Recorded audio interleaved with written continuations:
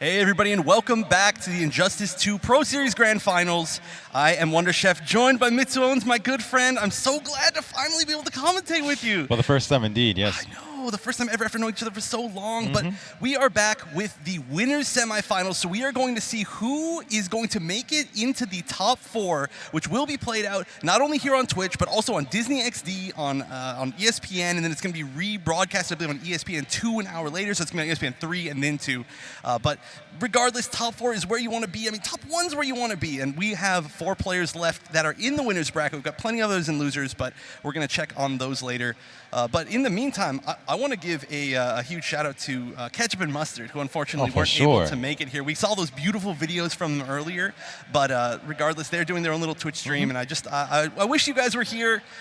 Because you're not here, I'm here, luckily, but thank you guys so much. I think we're going to be going over the pricing just to see what these players are fighting for. And this is a ridiculous amount of money, over $100,000, or sorry, $100,000 altogether as pricing. First place is fighting for $40,000, second with $20,000, third with $10,000, fourth with $5,000. It just goes down, on and on from there. And of course, these players are all within the, they're the last 4 players in winners. So they all guaranteed at least 5th place, which is that $4,000 spot. And let's see how these players got to this top 4 winners spot. So we have Tweety and Rewind up here in winners. They are going to be playing for that winners final spot. And then SonicFox and Hayatei on the other side. Down in losers, we saw to see Gur versus Scar and Samij versus Sylverrye. I mean, this match will be insane. Tweety versus Rewind. Again, the winner of this will be live later on Disney, and I'm feeling Tweety right here because I'm kind of feeling him because he's feeling well. I don't see nerves whatsoever, and he has the knowledge. He knows Rewind in and out. However, Evo 2018. This is the exact rematch. Indeed, it is. We had this in the grand finals, and Rewind, being the Evo champion, took it over Tweety. So this should be, one way or another, very interesting, very juicy. Yeah, and since then, there have been so many changes to both players. I mean, Tweety, he's just continued to advance his game with Starfire. And on the other side, Rewind has started playing a bunch of other different characters since then. Of course, he is going to be sticking with Catwoman, which he actually just beat his own teammate who was using Catwoman. So now it's he's got to take a little bit of that Samij power into it. But here we go. Winners semifinals. Who's going to make it into winners finals? Tweety versus Rewind. Definitely in a good position once you make it there. So let's see it. Nice anti-air there. The EX air flip in there. Pressing the attack is Tweety right here. Oh, and so much guaranteed chip already. Nice movement. Oh, 2 in a row, and it's going to anti-air. That 4-3 has such a good hitbox. And whoa, that was a really good conversion. All over him is Tweety right here. All over him. No punish there. Yeah, I mean, hey, the good corner positioning here. 2 throws in a row. We're starting to see a grappler Catwoman. He tried for 3. That's ridiculous. Come on. 3rd time's not the charm. Okay, keeps it simple with a down 1. And good. Oh my god, look at this. All this space that Tweety has just to walk back. He could just like literally chill. Look, he's just floating. He's like, yeah, you gotta come to me. I've got forever. I've got the entire Fortress of Solitude to my advantage. Oh, what a down 1 there. Oh yeah, and you knew exactly what was gonna happen right there. Buffering it into background bounce, getting all that damage. Nice tech there. All right, in there. And Tweety's starting to realize that Rewind is gonna throw a lot of throws out. Walk back. Nice block on the trip. That was a cross-up. First time out, kid? Still not hot enough for you? All right, so meter advantage is in Rewind's favor. He is going to spend, everybody spent all of the meter they had. I mean, Starfire is going to build it back faster just because she does get that full screen neutral advantage after the clash. Oh, but this is the spot that Catwoman wants to be in for sure. Oh, raw, that wasn't even meter burn. It was. Get back here. They're just playing leapfrog. They're just going in and out of the same corner. Oh. Full damage, using the trait for even more. Oh, well, tried to get that, catch that forward dash, but, oh, wow. Safe spacing. Oh, yes, anti-air. Oh, no, that should have been it. That was a big whiff, and that was another big whiff. It made sense to attempt the uppercut right there, right? I mean, it was like all or nothing at that point. Might as well go for it all. I mean, that looked very, very comfortable almost for Tweety. Yeah. Wasn't command. Definitely. I mean, he controlled the pace a lot of the time. Right. I mean, one big thing was that normally Catwoman wants to keep people in the corner, obviously. I mean, everybody wants to keep everybody in the corner, right? But especially Catwoman against Starfire. And we saw Tweety escaping really, really simply every single time. I mean, he had so many options. He could charge out, he can jump out. But every time he was like jumping out or like dashing under, and he was just feeling really comfortable and not getting controlled. And that's the biggest part of this matchup, Paul. Hey, keep it simple, baby. Right, and again, getting an early life lead is huge, but we've seen a few times today, Tweety, he goes really, really aggressive at the start of certain matches, and right now it's kind of coming back to bite him. I mean, it's still slightly in his lead, but oh, that was the highest launch ever from that! Keeping it plus the walk back. I love that neutral jump after he's plus, after Rewind was plus from the meter burn trade. He just neutral jumps anyway. He's like, somebody's going to swing after this. You're going to disrespect me, I'm going to hit you. But it didn't happen. Good respect from Tweety, and now he's got the first life bar. Oh, huge whiff. No punish. Oh yeah, the down one again. Spins it. All right, what's the setup? Some neutral jump one thing? Yep. Oh yeah. Uh-oh. Almost always from though. Catwoman, right? Yeah. Stuffing almost everything, huh? Lost it. You Okay. never had it. All right, so full 100% life bar. They're just starting the game now, basically. By the way, score, unfortunately not correct. Tweety 1-0 up currently. Yep, looking to make it 2-0 if he can Yes, get out of this working on corner, it. but that's easier said than done. I mean, Catwoman is a crazy corner control character. Hey, you know, Tweety's like, you know, I don't even get out of this corner. I'm just going to fight from it. Oh, great dash under. It was that beautiful. Was so good. This is going 3 bars to spend. perfectly. Probably opts to go Still with not 1. hot enough for you? Yeah, let's see. Oh, 2. Wow. Well, like I said, both these characters build a ridiculous amount of meter, right? No stranger to it. Just throwing out just stand jabs. They must be buffered into something. Yeah. Oh, wakes up. Nice punish there. Is something distracting you? This how you ask me? Interesting. Barbers and both. Yeah, I mean, what other times you can ask? Well, I guess while you're sitting full screen against each other. Oh, wow, interesting. Pounce 3 knockdown. Oh, stands up into it. Do you think Tweety can make it out of this situation? It's For tough. sure. It's Tweety. And it's Starfire. That's true. That's true. You never count him out. For sure. If any character can even make a zoning comeback, it's definitely going to be Starfire.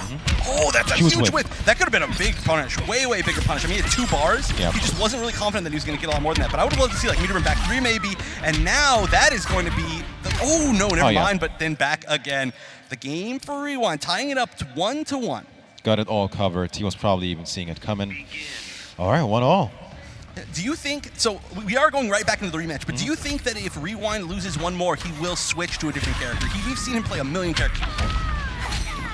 I don't think so, because this is looking good. And game 1 was kind of a decisive game, but still, I think he just has to figure it out. It's true. I mean, they were all, it's very close so far. Definitely going towards the top.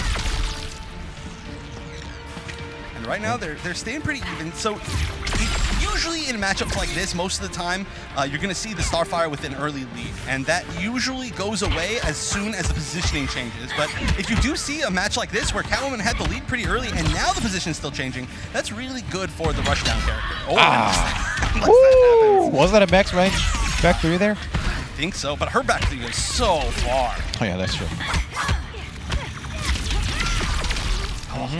Guaranteed chips so much. Keep doing a little pop rocks into full trait. Ooh.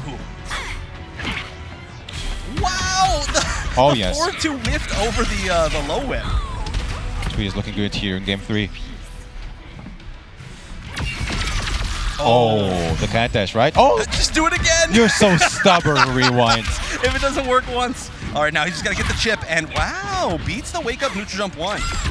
And now there's so much chip potentially on board. I like that charge. He's using it. Yes. Oh, never mind. This is such a good magic pixel. Oh, he's not finishing his play. Oh, no, he tried it again. And that's going to be the punish. But still, that was like 75% of Rewind's life gone from that magic pixel and full corner position. Wow, what a huge whiff. I'm stealing this fight. He didn't finish his Still got plate. some That was a sun. perfect play from Tweety.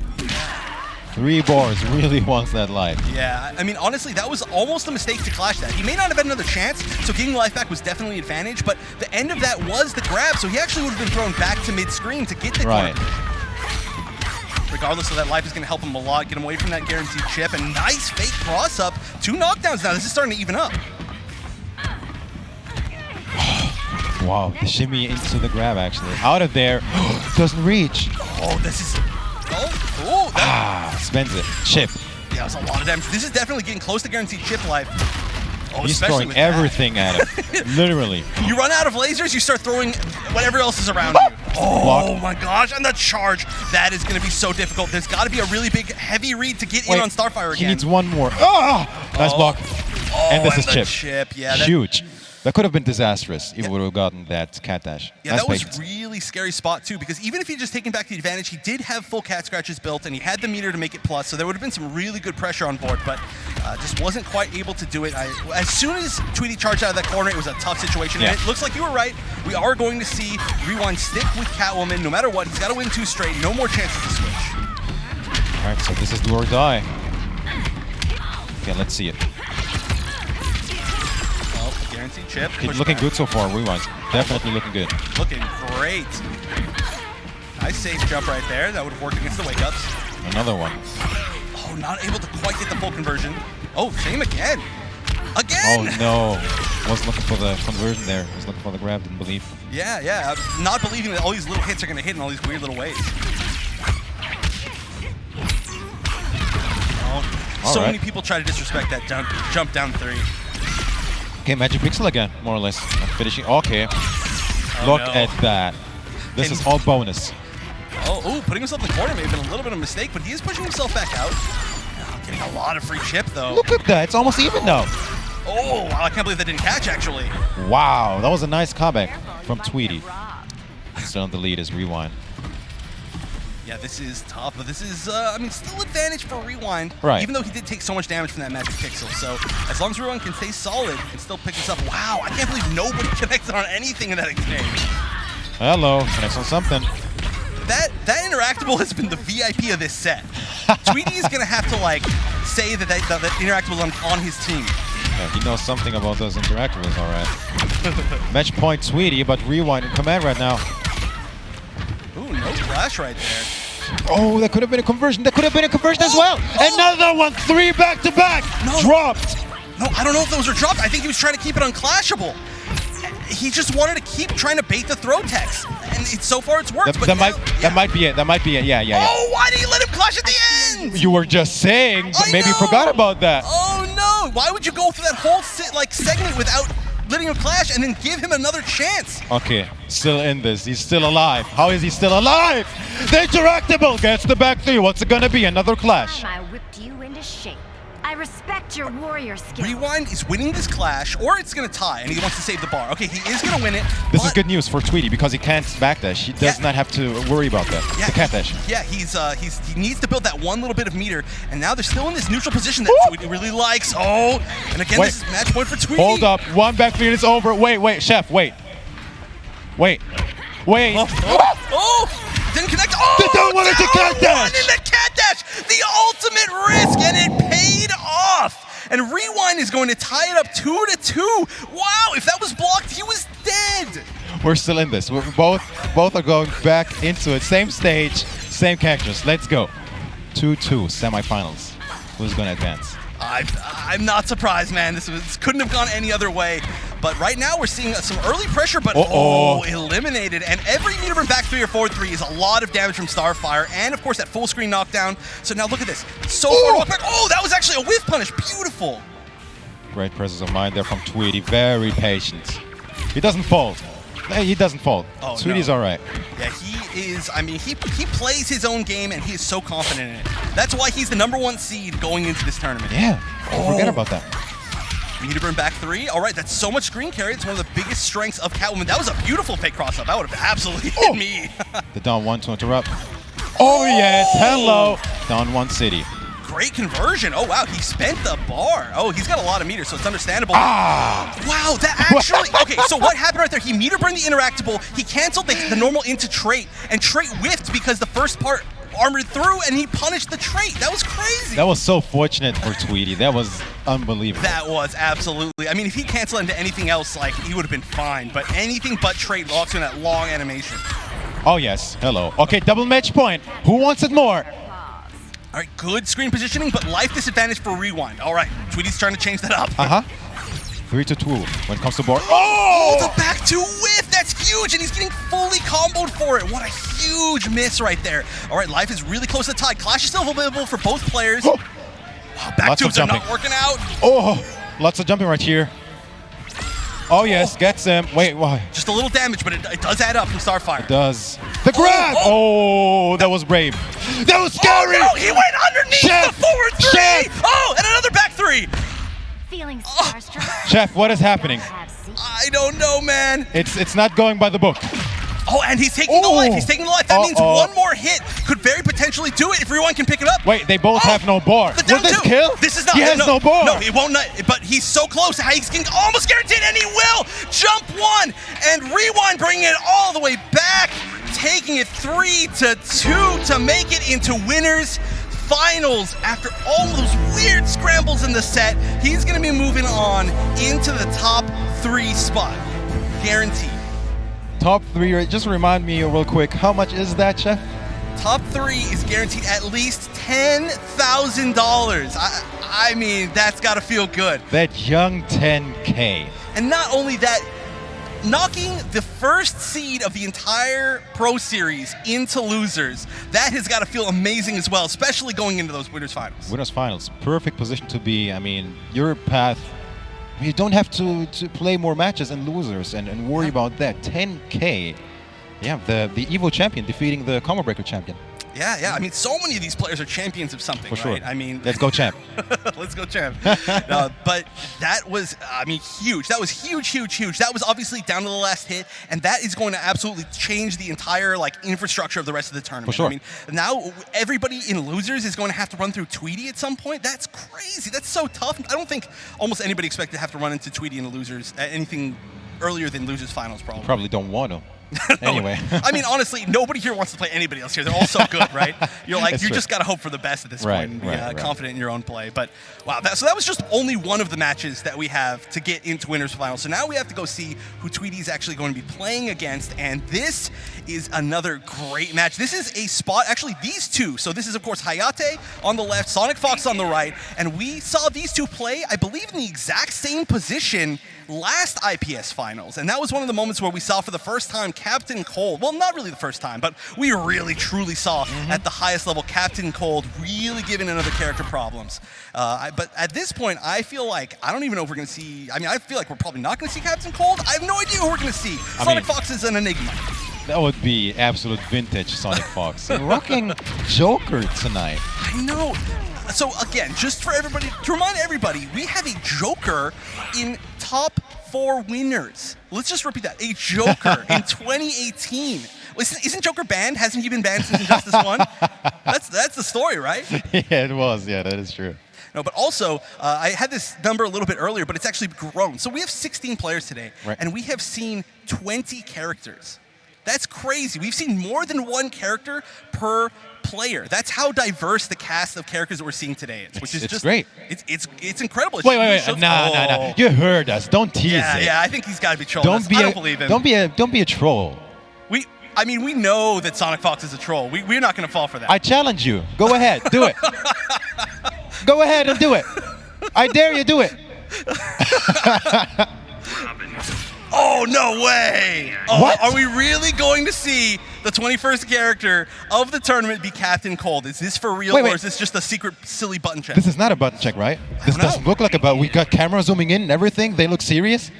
I don't know. This is game. This looks for real. All right. SonicFox. Semifinals. SonicFox choosing Captain Cold against Hayatei's Robin, the exact rematch of the last year of the IPS finals. Incredible. I mean, that's one of the reasons why you gotta love SonicFox. This is definitely fan service, man.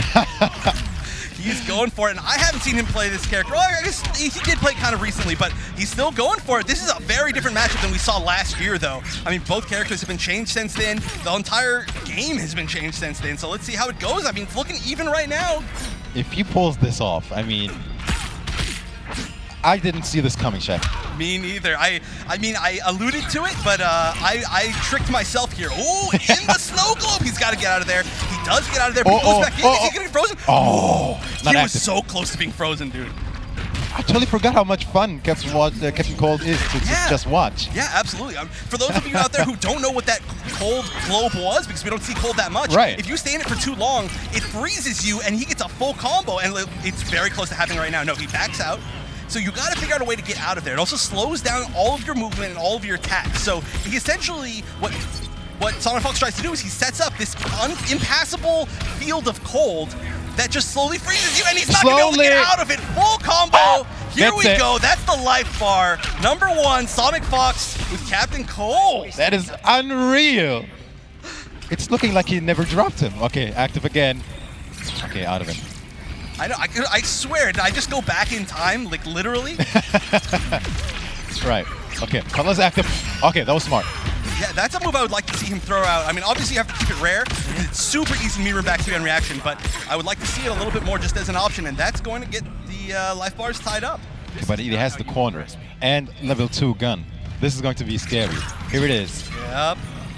Oh, actually, I feel like he maybe should have approached a little bit further. Yeah, for sure. I mean, he still manages to recharge and force it, but he's just, he could have been a little bit more aggressive, choose to play it safe. He did have the life lead, but now it looks like Hayatei is taking advantage of the passiveness of his gameplay.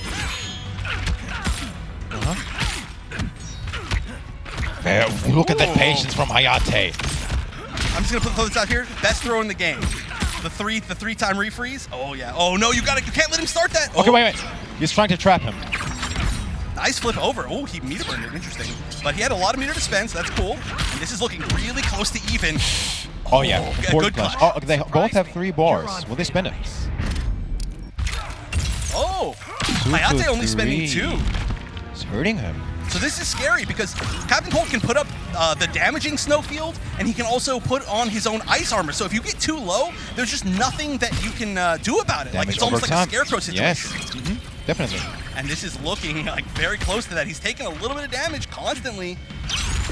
Oh yes, hello. Oh, there it is. This is going to be an issue. And the ice chip, ball. chip. Oh, look at it. He's taking so much little damage without getting opened up. But finally, he gets the hit, and Hayatei is going down in game 1. Wow. To the. He's even got his hand warmer. He needs that over his entire body right now. That is the only way that you're going to be able to beat Captain Cold. I mean, I just wish I could ask him did he do that because you talked about it?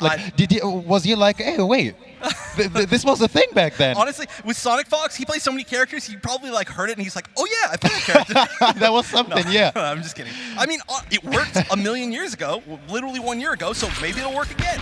And honestly, Fox is just one of those players who plays whoever he feels like playing at the time, right? So maybe he's just like, yeah, let's do it. Okay, let's see it. Ooh, nice way to keep. Oh, never mind. I was about to say way to keep Captain Cold in the corner, but he switched it. Order some ice. Oh, drop combo. I love those corner combos from Cold. Oh. Huge whiff, no punish there. Yeah, the triple high string. Oh yes, very good down 2. Oh, back to 2 whips. That's a lot of damage on the table. Great whip punish with back 2-3. I love the flips, but you know, at some point, SonicFox has got to start punishing those. I mean, it's rare enough, and it still takes forever, so he's getting tons of time to charge, but still. Oh, and of course, hard knockdown. That's one of the biggest tricks that Captain Cold players use, is they use the freeze and let you drop, because it is a hard knockdown. It's very weird. Oh, he's watching his head. Man, honestly, fighting from his back foot the whole time. Hayatei is still going to take the first life bar first. Okay, this could be chip. All the shenanigans, let's see it. Oh, that's good. Oh, look at that. Oh, wow, okay. Literally being Robin right here in this situation. Oh, no. Yeah. Okay. The regime is made up of murder. Still in a good position. Yeah, at least, oh no, but interactables on both of these sides. Wow, he used a full string right there. And people usually aren't ready for that. And we're seeing the swoop conversion.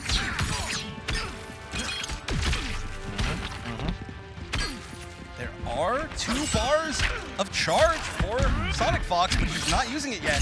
Okay, wait. Oh, he's got to find some space. It can't be over in a second.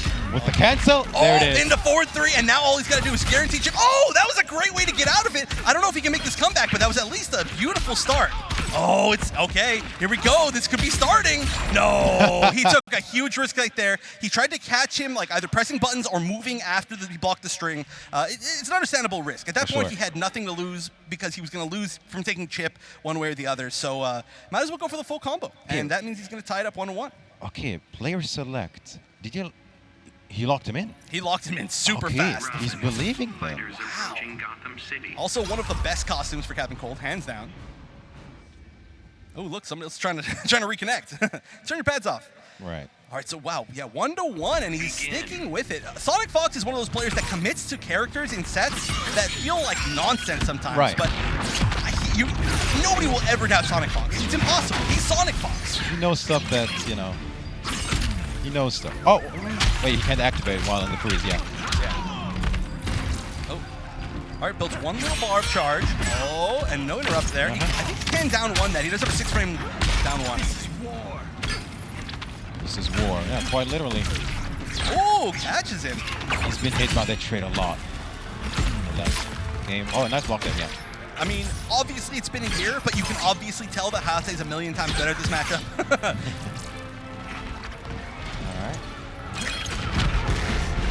Wow, he was able to block that in time. Yeah, wow. that Robin advantage.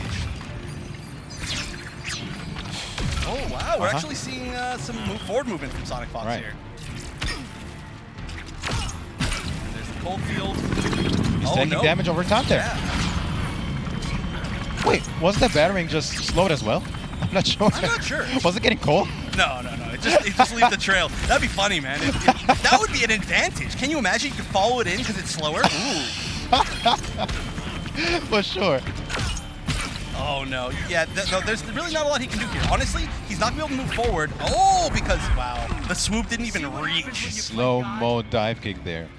Yeah, the damage over time was going to kill him, basically. So the best he could have done maybe right there was, I mean, there wasn't a lot he could have done. It was a tough spot. Oh, yes. Conversion. Second hit. It's not enough, right? Oh, no! Especially not if you drop it, but nice. So what he did right there is you can 100% of the time punish the wall, because if he meter burns it, he kicks it, but there's still a gap between when he forms it and he kicks it. He knew that 100%, and Hayatei took the first life bar from him. Level 2. All right, moving through the cold field. Wow, he was really close to getting Level frozen. 2. Yeah, look how fast he builds it. Sonic's content with this. Level 2. This is actually such a genius approach by Hayatei. It's really hard to tell if you haven't seen this matchup a bunch, but he is using every little bit of advantage. You see how he throws down his trait, and then he backs up, and then he uses his trait to move in as soon as the recovery ends. It's so good. Look at that. Oh, no! Oh, as you say that, Sonic knew he was trying to get ready for it. Yeah, honestly, I think he just timed the trait teleport a little bit late. If he'd done it a little bit earlier, he would have timed it right to the moment where the smart Birdarang hit. But okay, wait. Level 2 is not active. Oh, yeah, this is a good spot. Yeah, he needs to charge for a second more. He gets it, but he can punish him for activating it, and he needs to just keep the pressure on. If he gets knocked out one more time, he doesn't have Clash available. I don't know if there's anything he can really do to get back in. Now it's getting scary. This is the place where it's getting scary. Oh, and he's locked in there. Oh, no, he barely made he found an inch to squeeze out. He can still do this. He's got to get in. He's got to get into a different situation. He has to somehow, but not making it easy. Okay, here it is. Here it is. Oh, no. Wait, he might freeze. Oh, no. He had to switch sides. He's making the most out of it, SonicFox right here. Throwing everything at him. Unblocked. He did the uppercut. And that's unclashable. That's a huge amount of damage. Wait a minute. How much is this going to be? Not enough, but he's definitely in a spot where he can end it in some sort of unclashable way. A throw, even like a sweep will guarantee something. Oh! No conversion! Oh, he runs into it. Wait. Oh, no, he can't move past the field. There was no way out of that as SonicFox takes game 3. I don't know what he could have done. Maybe he could have tried to swoop over it, or maybe he could have... I have zero idea what he could have This entire game, SonicFox has been throwing everything and the kitchen sink at him. I mean, trying to make really the most out of the puddle, the level 2. Yeah. Oh, goodness. I mean, honestly, I'm telling you, even though SonicFox is ahead 2-1, Hayatei is playing this like a genius. He's playing this well, for sure. So smart, and I've never seen a Robin have to play against the cold at this level and also play against the cold at this level so well. Oh, and speaking of playing it well, look at this huge life lead. We're going to see a knockdown into a mix-up by a background bounce. Hayatei's coming in this aggressive mood right here. This game 4. Oh, no conversion off the down one, too. Oh, the icicle. That may have been a mistake. That was a pretty far icicle, but he didn't get really punished for it. We also haven't really seen any icicles thrown out. Show me the meter burn icicle. Oh, yes. Oh, 4-3 through the wall, and look at this game. It's just being run over by Hayatei. Very decisive first life bar there for Hayatei. Oh, did you see the bird, the trait whip? It went like upwards, like some other direction. That's good. Oh yes, invincibility says hello. Nice block there. Yeah, he didn't even need to use meter for that. I mean, as you can see, he really wants to stay in his face once he's in. Look at that, always pressing. Yeah, I mean, you need to keep that momentum. Look at that. No. Why didn't he do the full down one too? He should have had some more faith in that. That was a great meter burn roll. Oh, SonicFox swinging after the second hit. Again, not really waiting for that third hit. It's a nice knockdown. Oh, 1-2-2, overhead on the second hit. He wasn't blocking high. And a mix-up with the icicle. I think he wanted to get that hard to blockable there. Yeah, you can set up. His down one's low, so all you have to do is just down one alongside the overhead icicle. That's right. Oh, and wow, this is so weird that we're all of a sudden seeing Hayatei back out. Exactly. Yeah. Look at that. Uh-oh. This is where he might crumble. Match point, SonicFox. It's true, absolutely. Match point to move into winners finals potentially against Rewind, but still he's got a lot of life to make back. And Cold, I mean, he can get his stuff started, but his comeback factor isn't gigantic aside from that. Oh, he gets super. That should be a conversion for sure. Spending all the meter. Oh, what was that? That may have been a bait for a wake up. Trait's still active, and it's going to hit him in the back of the head, but he was able to block in time. Chip City, Chip. Look at this. This is just a brawl right now. We're not seeing any of that zoning from earlier. This is now a dogfight. Uh-huh. All right, look at that. Yeah, he didn't activate trait or anything. Wait, here it is. He might trap him with the ice block. Great clash. That clash saved his life. For sure. That would have been GG. This is actually an amazing situation for Hayatei because right now he's catching SonicFox. Oh, even though he took some damage, no amount of charge for SonicFox, but they're even life. So SonicFox might just have to play neutral to the end of this. One bar. He built one bar. Now watching his head. Oh yes, he still has a clash. Oh, but quit embarrassing yourself. Is he going to spend the one bar for the knockdown? No. Yeah, they both spent one bar. Wait. He's only got one bar. He's only got one bar charge. You lose the partial. Oh, he swooped over his head. Oh, that wasn't enough to Chip. Look at Can't his life. take more, Chip. Cannot take more. The weave run. He threw the smart burnering and just assassin striked after it. He just charged along with it, and there was no escape. And we are going to game number 5. We could see how that level 2 Captain Cold is always a threat, but he keeps it going with Captain Cold. Instant lock-in, man. Instant lock-in. I respect him for that. I respect him with that. He's a player who knows who he wants to use and just goes with it. That is something that cannot be underestimated. And of course, Hayatei's got to lock in with Robin, but he wouldn't have chosen anybody else anyway. He just wanted to take a moment, collect himself. That was a crazy clutch last moment, and I can't believe we're going down to the wire here. So again, last year, it was this exact same matchup, this exact same spot in the bracket, and it was 3-0 SonicFox. This time, Hayatei is really bringing it to him. Let's see if he can bring it all the way, or if SonicFox is going to see a technical repeat of last year. Okay, let's see it. This is a better start, way better start for SonicFox than last round. Yeah, I mean, Hayatei was barely able to hold on to the last game, even though he had an amazing start. But now he's got to find some really good spots to get through all this pressure. And he's not, he's at least keeping the momentum on and not giving him a spot to throw out the level 2. Oh, you know what? He's going to be able to make it through. Oh, that's the tech, that's the tech. You can't make it back. Get out. You can't make it back. Oh, wow. Stop being active. I can't tell him stop being active or to sweep move him out of the hitbox because he seemed like he was in there forever. He has to jump out.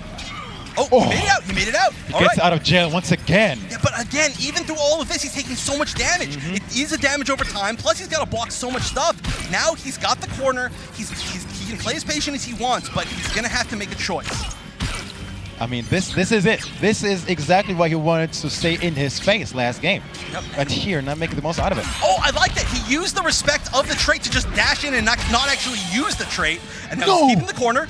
No, I don't know if that was intentional or not. I don't think so. He's done that before, but maybe it was just a drop in the same spot. Yeah. Oh, and you cannot jump in. Even with that amazing jump 3 from Robin, that cold down 2 is one of the best. I mean, it's zoning in some sort, but it's so special zoning here. Oh, and he actually froze him at the end, but he didn't think it was going to happen, so he didn't get the full combo off, but that's great for Hayatei. And now there's still 2 bars, but still pressure going on. Okay. Doesn't drop this one. Oh, into a The setup. Oh, and he actually challenged it. He could have sent the bar right there to end the life bar. That would have been really good. Oh, he's got to still find alive. a way to chip. He's still alive.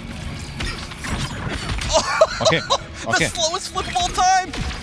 Nice backdash. He backdashed, I think, the actual hitbox of it. Like he was still within range. That should be it. All right, last life bar for both players. One of them is going to make it to winners finals. Oh, Hayatei has the positioning, but Fox has 2 bars, and he's got the start. He's got the start of all of this. Double match point. 4 bars for Robin. Oh, this is scary. This all right, is really little scary. bits of damage on both sides. Yeah. All right, he's popping Level it. 2. And we're never seeing Hayatei really commit to that one time he's going to move in, but he's going to have to do it at least once. Wow, actually just barely avoiding the icicle hitbox. Oh my god. You might remember that. He's slowly being chipped down, but I mean, Birdarings are doing a good amount of chip in this Both matchup. taking chip here. Okay. Okay, here it is. Here it is. He Will he moved push block? Will he push block? Can he get out? Oh, he gets out of the corner. Clash is going to be a good spot, though. Name is stupid. At least I have my All right, own what's the meter? identity. What's the meter? 3-2, and they're spending 2 each. There's no This is good. charge. There's no charge for Fox. This is a good situation for Hayatei. He has no trade. Yeah. Oh, and SonicFox he's got has the no bar. trade. He has to go in. Okay, he's gonna clash. Now this clash is freeze your definitely going to be in face. Fox's favor. He's got 2 bars to Your Hayatei mediocrity 0, is killing but he doesn't have any charge, so he can use this time. Okay, he's just spending 1. He can use Wow. this time to charge up, or he can use it to create some space. He's gonna charge up, but it's not enough. He was so close to it at the end of that clash. Oh, this is not enough. Definitely not enough, but it's gonna give him more than enough time to set something up. Oh yes. Damage Smart field, play. is it enough though? Not quite. Oh. He's out there. He blocks it. Oh, he gets through. He got the hit. He has barely any life left. Any chip. Oh, that was a big whip, but no What punish. was he looking for there? 2-1-2. Hayatei has the bar. He can kill out of 1 hit. Swoop into the No, blast. it doesn't block it. He drops a conversion, but gets a straight hit. He's got to get through here. He's so close to death. What a block from SonicFox. Then he gets him with the meter burn wall. SonicFox moving on to winners finals. Wow, down to such low life. That was a crazy scramble. Oh my gosh, he was so close. There was so many weird little spots. The biggest moment I think was when he landed that swoop in the corner and he went for the back 2-1, it whiffed. Yeah. And maybe he didn't think he was gonna be close enough for the 2-1-2 or something, but that could have been the tide changer, and instead it was just the spot that gave SonicFox the space to get out of there. And I mean, Hayatei's still in. He's still in that spot. He's still within that, at least 5th place guaranteed. Yeah. He can make his way back through, and he's looking way better at the matchup than I've ever seen him. So he can definitely run that back if he has to fight SonicFox again. But SonicFox moving in as per his legendary status to take on Rewind in winners finals. He didn't just make it, but he made it with Captain Cold. With I mean, we Captain thought Joker was a crazy pick. Captain Cold, 2018. He's used Joker, Captain Cold, and Black Manta today. That That is one of our and then on the other side we have what, Catwoman and Blue Beetle. Right. Oh my gosh, just as far as what we've seen today. Of course, they have a million other characters, but that's crazy to say that would be winners finals of the largest tournament at the end of this year. That was insane. That was definitely insane. And that just it makes you wonder, what else does he have up his sleeve, right? I don't know, Against man. Rewind, maybe. Well, I mean, both of them could literally do whatever they want That's true. at this point. Like, there's really no telling, right? I mean, anybody in this tournament, everybody's got so many surprises today. We've seen, like I said, 21 different characters. How many characters are even in this game? I'm not sure. I don't want to be called Yeah, out. I know. Chef, I don't, come on, I don't man. either. That's why I asked the question. I'm going to need somebody in chat or something to tell me how many characters are in Injustice. Because I want to see exactly how many of, 21 out of whatever. It's like 30 or something, right? It's there's a lot about of the half DLC, at but least. Yeah, we've seen so many of them already. And now we just saw another one who won 3 games of the winners finals, of the winners semis. That's crazy. Crazy. Unbelievable. I don't know. I mean, I really got to talk to him. Did he hear you talk about it, or did he I know that he liked Captain Cold back in the day in a few matchups, so maybe he remembered he's still good against Robin, right? Right. Or did we trigger him? I got to know. Gotta investigate. I would never suggest that we'd suggest anything for him. But just also as a side note, Hayatei is moving down to fight the winner of Samij and Sylverrye, and then Tweety's moving down to fight the winner of Gur and Scar. But you know what? Let's take a look at what SonicFox has to say. He's down there with Josh. Thank you, gentlemen. SonicFox, once again, you've impressed everybody watching here in the house and everybody watching at home. That was one hell of a matchup, a revenge matchup that we saw from last year. Captain Cold, once again, how would you rate your performance? Because we were on the edge of our seat in that matchup. I'd rate a performance like maybe like an 8 out of 10 there.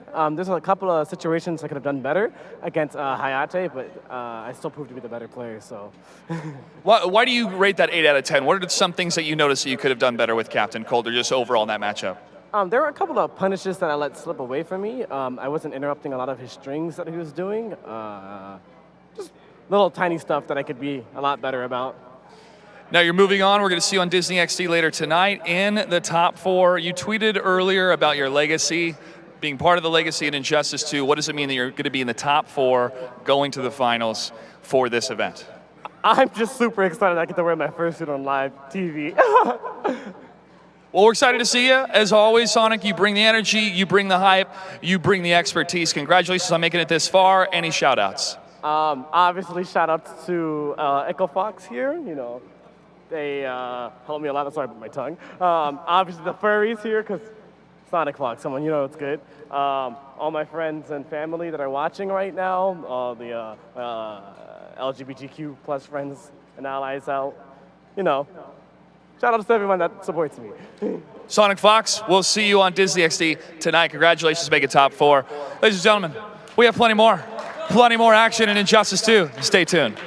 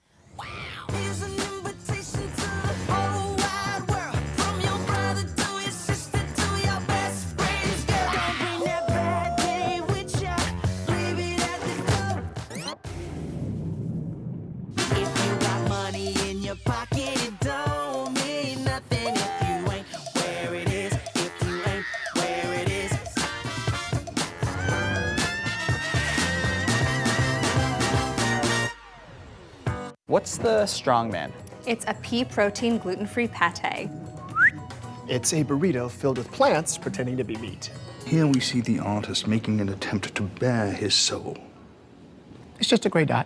There are multiples on the table. One is cash, 3 are FHA, 1 is VA. So what can you do? She's saying a whole lot of people want to buy this house. But you got this.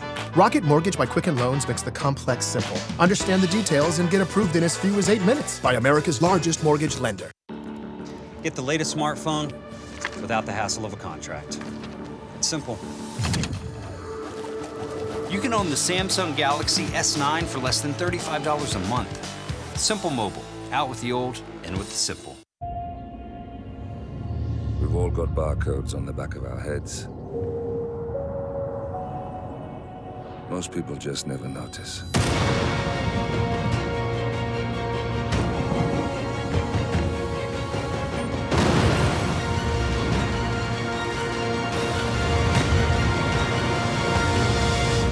I like to think no one's untouchable. Rated M for mature. Hey guys, welcome back. This is the Injustice 2 Pro Series. My name is Darth Arm. I'm joined by my very good friend Steve. Steve Brownback, and we are here for the final round of losers before the top 4. Yeah, I mean, this is a lot of pressures on the line, and the deeper you get into this tournament, the more each match determines the immense amount of difference in payout. Right. These are money matches for thousands and thousands of dollars, and a shot to play in the top 4, which everyone wants to go. So let's take a look at the bracket. Yeah, so you see here at the top, this is the winner's side of top 4 is set. Rewind and SonicFox are going to be meeting off in winners. Not a huge surprise. No, definitely not. These are 2 of the top 5 players in the world. These guys play each other all the time, and for them, this is going to be just another, online King of the Hill. Definitely. Except, with a ton of money on the line and prestige and the championship and an amazing trophy. But other than that, your standard online King of the Hill. You're absolutely hilarious. All right, and then in the loser's side here, what we're going to be focusing on in the next match we're getting is going to be Gur going up against Scar, and then Samij taking on Sylverrye. And this is a little bit mixed of who you'd expect and who you wouldn't. I would normally not expect Sylverrye and Gur to have been this far. I'm not surprised they qualified, but them this close to top 4, they have both beaten people that were very unexpected to me. I think they're both overperforming. They're both playing tremendous today. They are, and especially considering that, Gur going into the loser's bracket right away at the start of the tournament, he was able to just put it together and just keep going and keep going. And that's what the guys are playing for there, ready to take home that trophy. But only one person after today will win that trophy and will win all that money. Yeah, Gur had that heartbreaking loss to start where he nearly had Honeybee and he lost, and he's come all the way back. He's almost made it to the very end. And him beating Tekken Master to me was incredibly impressive. And, Scar's just been consistent today. His plays looked really solid. And, we talked earlier in the morning how Scar has been kind of wishy-washy lately on his social media. Kind of, I'm so stressed out, I can't wait for this to be over, and, I want to play other games, and yet he's playing extremely solid. And we wondered, sometimes a mental break like that, kind of like moving on, can actually make you play better, more confident. Yeah, it's definitely refreshing, and sometimes people need to step back so they can take 2 steps forward. But anyway, here we go. Gur trying to get something going with this trait, and Scar doing a great job of blocking, but didn't anticipate the throw. Gur gets out of the trait safely. And sometimes, even if you do anticipate it, you just kind of want to take it because it's like, well, I'll be knocked down and only lose like 12%. I can survive that, so. That's true, because even if you do tech it still gets him out of there safely, so either way. And, Scar just going to Brainiac, which is something you saw him practicing that match. Yes. He was specifically trying to lab against Adam's Wake Up that hits as a high, and he was trying to figure out how to get the best damage on whiff. That's smart. Sometimes that last bit of training can make all the difference. I know when I used to compete, I would literally text people, hey, can you try this in training mode, like literally while waiting for the matchup. Back when training mode wasn't what it was today, and look at that dive kick, so much priority in the air. It's really tough to challenge. And a trade was good enough for Scar, and he is off to a great start. Gur getting pounded in the corner here. What we just saw is the perfect example. Gur tried to establish his ground game by doing that ground pound, and he lost 30% of his life because of that dive kick. It's so hard for Adam in this matchup because Brainiac really rules the air. Yeah, it definitely does. And, this is definitely a matchup that Gur doesn't want to play. He wishes he wasn't here, but that's the way it goes. He's got to do it.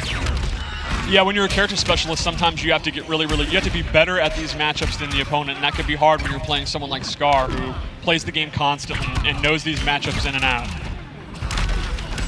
All right, the meter burn going to be enough to extend the combo here, but hold on, Gur not finishing his plate here, and that's going to be a supreme victory for Scar. A really dominant first game from Scar here.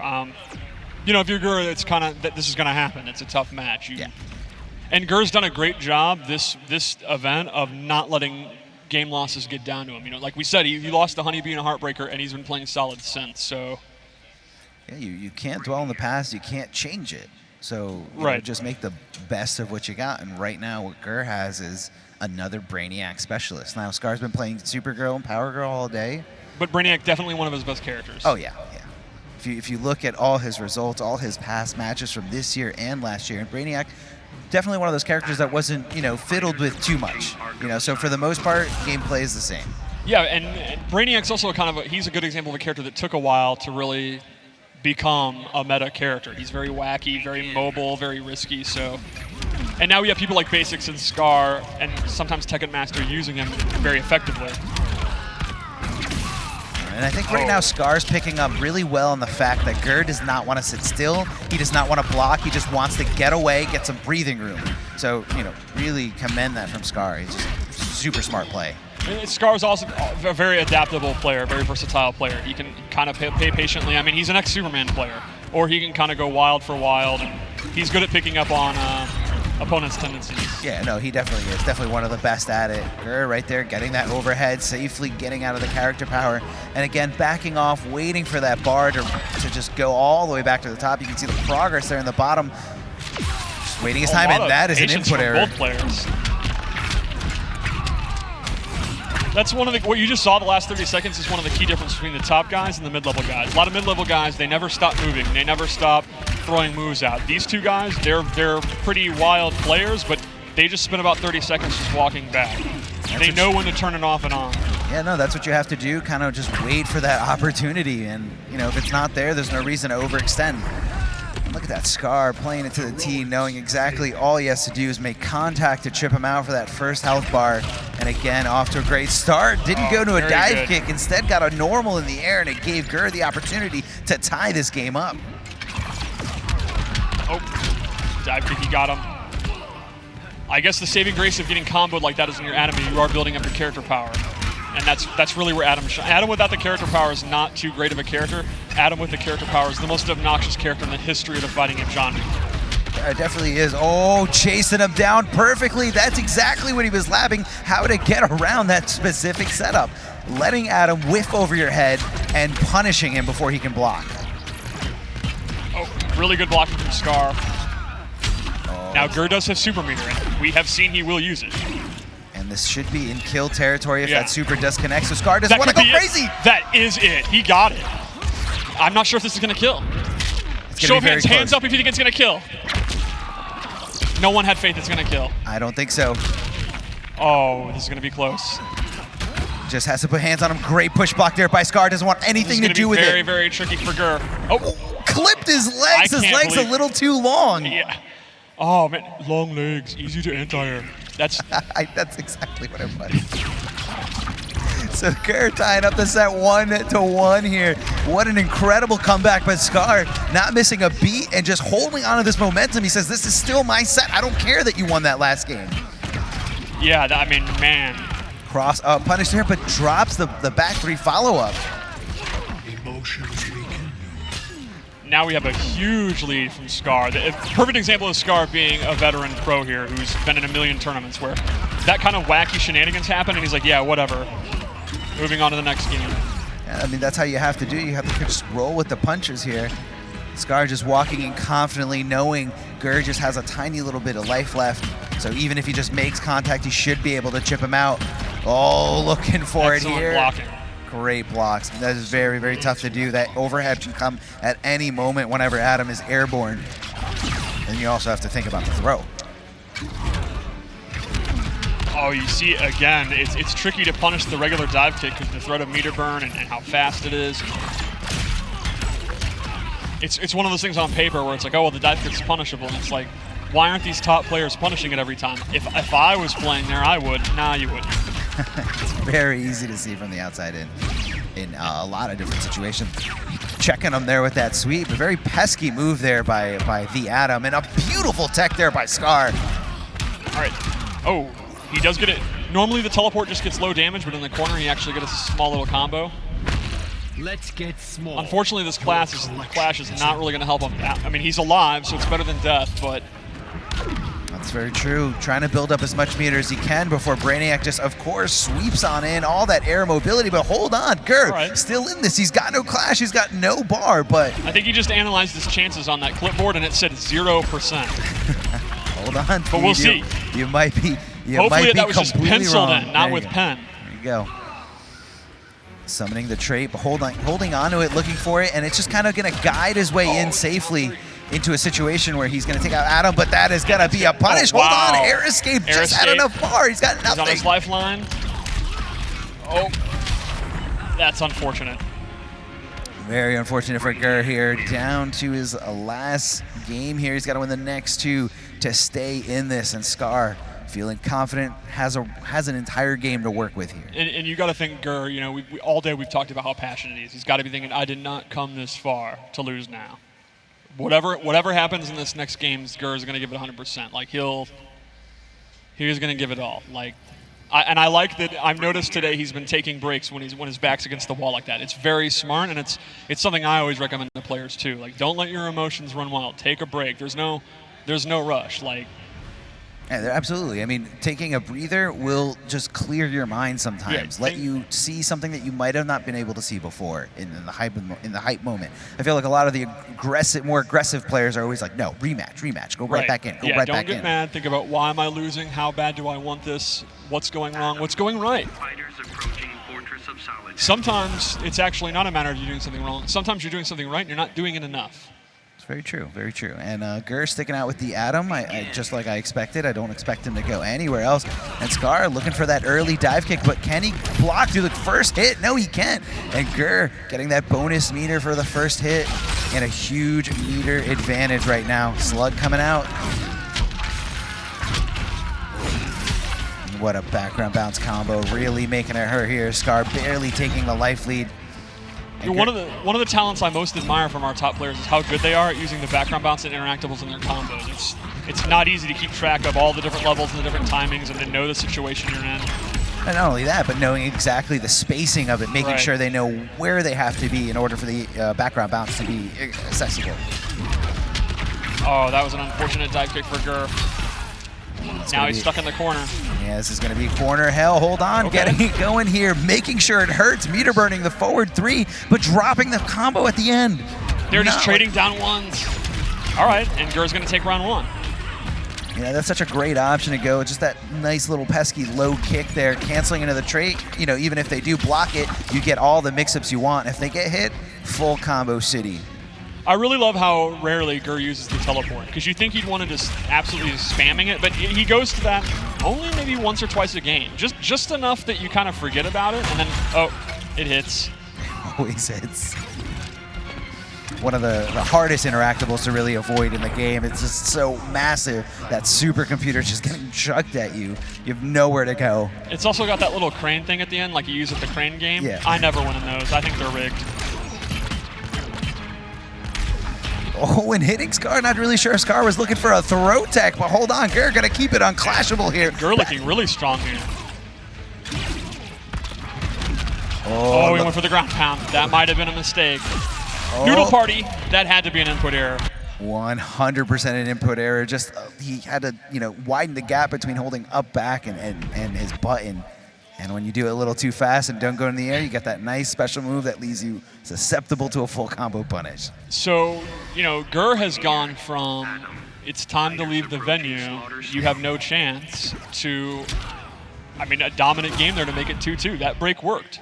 It did, and in such dominant fashion there. That he was in control the whole time. Every time he went into trade, it worked. Letting the intro rock. Facing me is a fatal error. Kill me and you won't find the microverse. I have other plans for you. Brainiac's voice actor is amazing. What a creep. Not the guy. I'm sure he's a great guy, but his acting. I'm sure he was directed to be such a creep. I don't know the guy. Maybe he is, but probably not. Oh, and that's a punish there, but didn't have the meter to convert, and that's why that first hit is so important. The bonus meter, it just gives you access to so much damage. And Adam is so great at trying to go for it. That's why I feel like Brainiacs are always very aggressive right at the start. Yeah. Oh, a little too fast. Maybe looking for the dive kick. I love it. Uses the character power to just go under the dive kick. Oh, techs the throw. Beautiful tech there, looking for something there, but Scar not biting, just kind of being patient. Scar knows this is it. This is the last game. Everything's on the line. Let me not get too aggressive until I see the opening. And Gur air escaping, finding the breathing room, but doesn't convert the combo. Somehow Scar getting hit there. Man, that's huge for Scar. Now he's got Gur in the corner. Okay, Gur, he doesn't even want to play that. Oh, this one's going to hurt. He's going to be in the corner. Forward 3. What's going to be the setup afterwards? A little bit of a drop. Can he open him up? Yes, he does. Not a drop. It was a setup. Look at that. Yeah. And it is essentially dead even. The only problem is Gur's not super good on resources right now with meter. He's not, but his trade is ready to go up, so if he can continue to use it... Oh, that's a shame. That is a shame. Just a little bit of a miscalculation there. He thought the drone was past him already. Stands up and is susceptible to a full hit. But hold on, we're in the corner. He's got to be mindful of this interactable because Brainiac can chuck it.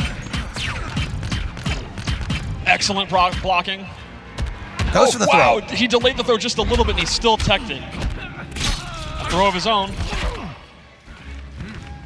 I think both players are I love teasing the interactable. Yeah, the patience there. I know what you know. Well, I know that you know. So let's just do nothing. Again, thrown in the corner. Gur's got to get out of this corner if he can. And there you go. Not sure if that was a full combo punish. I'm not sure if that was a complete punish or if Gur was trying to do something else afterwards. He's got to get out of dodge that. He's in serious trouble now. Now, I'm sure he did that knowing if I am wrong, I do have Clash. So that was a good use of Clash. Yeah, he's got Clash, he's got all the meter in the world, uses 2 bars, gets 25% back, and he's still got 2 meters to work with, never mind 1 meter to work with now. Great block on the double overhead. A little too slow. Yeah, even though I feel like that input error is only deadly if it's right next to your opponent. Dropped combo. Let's see how Scar's gonna take it super conservative here. Oh wow, and he actually went to the low. This is down to the wire here. Just a few straight hits. He really wanted the ray gun. Unfortunately, yeah, the ray gun, he used his meter for that. Oh, what's going on? The signs! Oh, not enough, and he gets through it. Gur was so sure that it was going to be enough, and he is absolutely crushed by this moment. Just a few pixels away, 2 great jump-ins, the science setup, and it wasn't enough. Scar just bullying his way right through it. That is the most heartbreaking thing I've ever seen in my life. I need a break. I count on science. You can't. And science failed us there. It did. Failed us miserably there. My heart goes out to you, Gur. So much passion, but huge shout outs to Gur for making it this far, going down that first round to Honeybee and eventually outplacing Honeybee later on in this tournament. The worst part is, Brainiac is sitting there, I calculated the damage it would do and I knew I would survive. Fool, you had no chance. That's definitely the Brainiac that we all know. Now he's going to take that science and be even more OD. It's too much. I don't know who can stop Scar today. He's going to shrink Gur down and put him in the bottle. Tiny little Gur. Help me, I'm emo. Oh man, Gur. Poor Gur. He didn't make top 4, but he did have an awesome showing. He could be happy. He made it all the way here, got all the way to the top 8. He's going to go home with a good amount of money and a good amount of props. Big props for a little character. That's true. That's very true. My heart. Oh man. He thought it was it. He thought he had it. It was it. Put it down and just wait. I think he didn't think that Scar would just go right through it, but that was clearly the right thing to do. And coming up next, we have Samij going up against Sylverrye. Now, these two have played each other, a lot through the War of the Gods, a lot through all the online tournaments, but this year haven't really met in the bracket at any premier event. On most days, I would consider Samij to be a heavy, heavy favorite. I think Sylverrye is a great player. He got his EVO medal this year, well-deserved. Very, very hard-working player. Samij is just simply, normally, on another level. I'm just keeping it real. However, that's what I sort of said about Biohazard and Honeybee, and Sylverrye has beaten them both. So on this day, I think Sylverrye could beat anyone. This may be the strongest I've seen him play. And that's all that matters, is how strong you play today. Today, right. So while Samij has a more consistent record all year, the pass doesn't matter today. The check, your giant novelty check with the amount of money, will not have an asterisk saying, yeah, but Samij outplaced you throughout the year.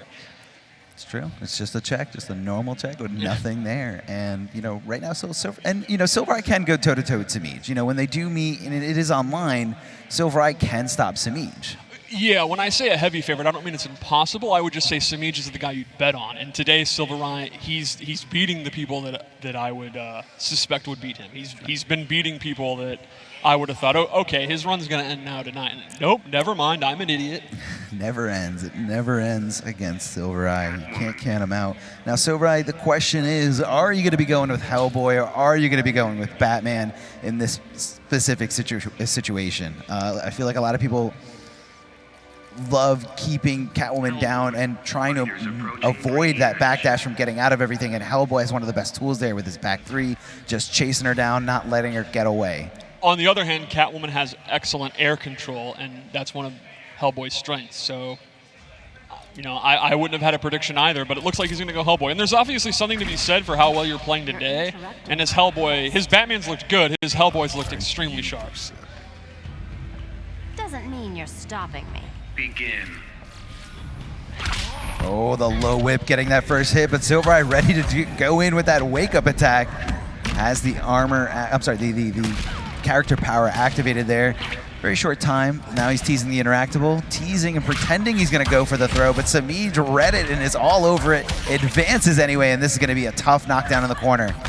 I think one of the things that Sylverrye has done really well today is his use of the character power, the armor, where he's been really good at waiting it out. And a problem this match might be that Catwoman's range is so strong that it's kind of hard to just walk back and do gunshots until you build it up because she's always in your face. Yeah, she's always just one jump and two away from you. Right. Most lengths of the screen. So, you really have to kind of consider the jump-in arc and the reach of that jump-in whip. I really like the way he just used the air dash to stay in the corner so that her back's to the corner, and now it's paying off. I mean, it's definitely paying off. He might just steal this whole round. Oh, drops the ender there. But that's fine. I think Sylverrye was anticipating an air escape, and Samij just didn't give it to him. Looking for the low whip again, but Sylverrye backing off, trying to just kind of take this life lead and take control of this match. And the low punch here. The low punch is so obnoxious. It doesn't do a lot of damage, thankfully, but man, does it control like the ground. Yeah, it just kind of gets under your skin, and you're just like, I really wish I didn't get hit by that, because if I blocked it, that's a full combo. I don't remember who it was, but someone in the crowd was like, why is there an air low ground pound from the air? Who created this? What is this madness? And I'm thinking, absolutely, of such a trolly, annoying move to deal with. And Sylverrye is so good at abusing it just enough to get you irritated. You start making mistakes and crouching when you shouldn't. Whipping him into shape here. A hard knockdown has him in the corner, but Sylverrye refuses to lay down, goes for the wake-up attack, and Samij not ready for it. But hold on, Samij is looking in a great spot. He's really just one combo away, and there it is. Meter burning the cat dash and taking game one over Sylverrye. Yeah, I think Samij did a really good job with the armor there where he was still dealing damage. So he wasn't getting combos, but like you just saw at the very end there, Sylverrye did have the armor up, but he lost like 10% anyway.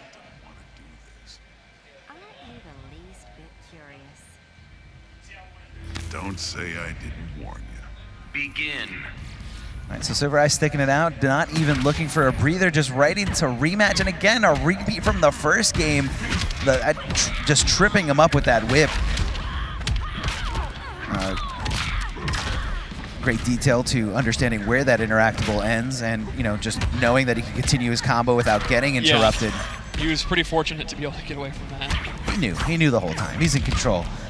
Doesn't know about that overhead, though, getting splatted down on the ground and kind of giving Samij the opening he's looking for. Oh, just fakes going in. Oh, I really like it. Instant jump right one from into the Samij. Instant jump ones are a very good way to kind of stop your opponent from just doing whatever they want in the air, but it is very risky if they don't take to the air and just wait for you. Yeah, it's kind of the instant jump one is kind of like the classic Injustice anti-air that almost every character can use effectively. But like you said, the recovery is pretty bad. It's a risky move man, there. She was too fast. She's a quick kitty. Meteor back threes only have one hit of armor. Oh, but hold on. Landing in time to block the cat dash and full combo punishing. Are we going to see a background bounce? No. Going to continue and went for the low, but no punish by Samij. Never mind. Yeah. There's a full combo punish. Gonna come quietly. This how you ask me? 2 bars apiece. So no one gets anything back, but the combo does stop, and we are back in the neutral here. And the cat dash again, but snatches her out of the air. And Sylverrye trying to make this comeback. He's not thrown in the towel because then he would be down 2-0. And it's just like game one where Sylverrye's playing fine. Samij just seems one step ahead of him. He's just slightly more solid, and it's enough that this comeback's going to be very difficult. He's starting it right now. And he always seems meter short. Yeah. All right, here we go. That's the first step. I am so over this crap. Now Samij is in control here. Is he going to make sure he gets something? Oh, he possibly might have thought Sylverrye wouldn't bet his 1 bar, and he was just trying to, play patiently there. Sylverrye looking for one more, just a few more straight hits, gets the gunshot, but he is forcing him to block it. And what a punish here. Oh, no, that hurts. And that's going to be enough. enough. That might be death. Yeah, that hurts bad. Catwoman cashing in on that character power, and Samij really feeling himself, really feeling comfortable, in control. He's got one game left to go. That little bobbing up and down might have been the most hype I've ever seen him in like 2 years. Like that, I would call that excited popping off Samij. That's it. That's Samij at maximum pop off. Do you think there's any chance he gets super emotional and happy when he's off camera? Possibly. Like literally as soon as the cameras stop, he's just popping off like he becomes Tweety. He could be camera shy. He could be like a Boo from Mario. Like as long as you're looking at him, he's like, oh no. I'm serious. Nothing but Catwoman. Nothing but studying matchups. A little whip tripping him up. Yeah, that's really doing a great thing for Samij here, just kind of keeping Sylverrye in check and not letting him walk around, because if you're so busy worrying about your feet, you really immobilize yourself and you don't want to do anything. And you're exactly right, and that's why the whip trip being safe, unlike Injustice 1, was a huge change for her. Like, it absolutely game-changing, because it's exactly what you said, you constantly have to look out for it, or you're getting these stray knockdowns all the time. Oh, trying to go over the other side, but just misses the jump in. Samij keeping his composure, just saying, you know what, I'm going to block everything, just going to block everything. Don't let him get into a full combo because I will lose his life bar. Okay. Did he know? He just knew it was going to hit? Yeah, I don't know if that, I mean, it worked, so good for him. Is meeting him perfectly there, because there is no mix-up there. It's not a forward three where it's going to hit as an overhead. It's just, I'm going to go right into a combo right out the gate. The low punch right there, so pesky. As soon as you see him take to the air, the last thing you're expecting is a low. Now he's got Samij in the corner, but no, never mind. She jumped out. All right, Sylverrye is being very patient right now. He understands for the first time in this set he actually has a lead. He can, like, this is not a big deal. Hold on, Samij's trying to catch up here. I mean, he's not far away. He's got a lot more meter than Sylverrye. And there's going to be a punish, but no, the trait, the armor, ready to just get Sylverrye's back and make sure he can't get comboed. Yeah, it's really interesting how Sylverrye uses the back forward too, the unsafe version, when he has the character power up. It's very similar to how Doomsday worked in the original Injustice. Exactly. Just kind of like a timed, a set amount of time for static armor. Like he turns it on, it's like, all right, it's dirt time. Gets out of the corner, really smart. This is going to be big.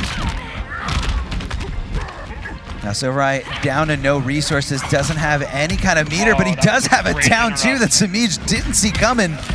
Looking for the neutral jump. He might get one on the board right here. Samij could easily make this comeback though. I mean, it's Catwoman and it's an extremely good player. Well, see, now the mindset is if Sylverrye does get opened up, does he utilize his clash because he's got no meter? That's an excellent point. Well, we're not going to get down to that. Charging right in there. Just needed a tiny little pixel, and Sylverrye on the board. And 2-1. One thing I've consistently been impressed with this tournament is a lot of our more emotional players composing themselves. There is so much pressure here. There's so much money here. There's so much prestige here. And Sylverrye's a guy that gets frustrated. Not now. He's playing one of the absolute best players in the world. He's down 2 games, and he's like, all right, I can do this. And now he has one on the board. And you just got to think, if you're him, you got to think one more and we're tied up. Like, I'm literally only one more to only have one more. So it's great to see guys like him and Gur kind of compose themselves and play the best they could. Happy Pow did the same thing. Like, actually stay consistent. Yeah, just keep calm, because this is it. This is your last chance. Because you know Samij is going to. You can't. If you count on, I'm going to freak Samij out, well, you lost. Definitely the last thing that Samij ever does. Right. He's the way everyone just describes him is that he is a machine. If Samij's arm got cut off and he's literally profusely bleeding on stage, like this match got a little bit harder, but I'm still good to go. Throwing down the bear trap, but Sylverrye just says, you know what, I don't want anything to do with it, backing off, but what a huge whiff, leading into a full combo here from Samij. Do you think the bear trap is less effective when you have little legs and hooves, or is it more effective? It's got to be more effective. Okay. It's like nothing but bone biting on. That's true. His little chicken legs. Oh, great interruption. I love the concept of when you have the armor like that, like Luthor, Doomsday, that kind of armor, when you actually take a hit and then attack back. Yeah, it's like purposely letting go of guard so you can recover faster and just eliminate all kinds of blocks then that your opponent's looking forward to. Oh, wow. I was about to say he's going to whiff that back 3, which is impressive if Catwoman misses back 3, but he knew it was going to whiff and he just dashed forward. That's spacing. Yeah, no, it's spacing, and that's like confirming the spacing. So Right. it's just a whole new level of mindset. Oh, hold on, Samij finally getting the hit here, looking to clean out this first health bar, looking to take this lead, and Sylverrye squirming there on wake up. Sylverrye is like one combo away from tying it up, so not a huge deal. And he does have 2 bars of meter to his none. The problem is you got to get on a Catwoman one more time. Oh, too slow. The back 3 didn't come out in time. It does take 5 frames for the armor to activate when you do a meter burn back 3 or 4-3. Yeah, but in either case, Catwoman just doing multiple hits. You only get 1 hit of armor, and that was a bad spot to put it in. And unfortunately, 2 or 3 mistakes compiled, and Sylverrye's now in a bad spot.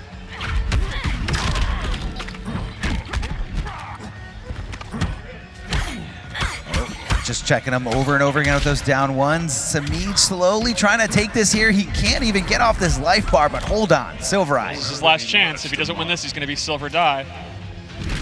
First thing he's got to do is get Samij off that clash and hold on. He might be doing it here. Spends 2 bars to make sure it hurts. This is so much damage. Oh, wow, what a read. Oh, no, that's a heartbreaker. Oh, everyone's freaking out. This might be it. Oh, yeah, that is going to be it. Ensuring that Samij taking it here over Sylverrye 3-1. Using that meter burn back 3 to just make sure it does extra damage.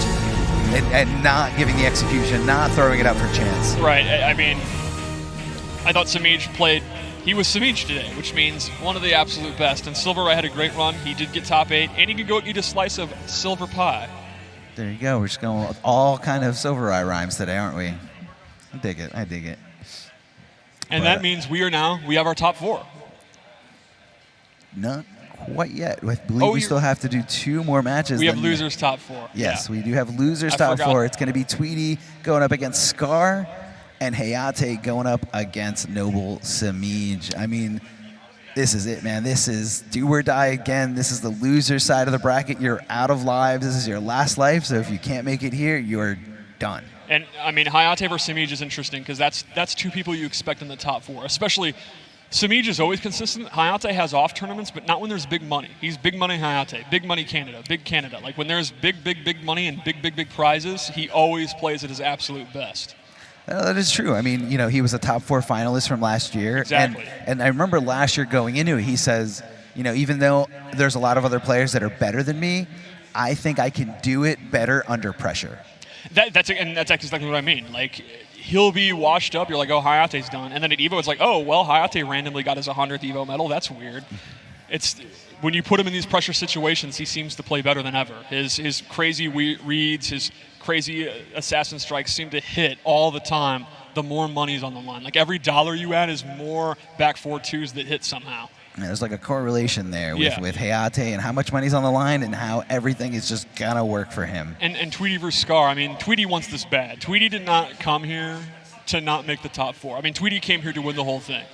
And for Scar went in here thinking, I don't know how I'm gonna do.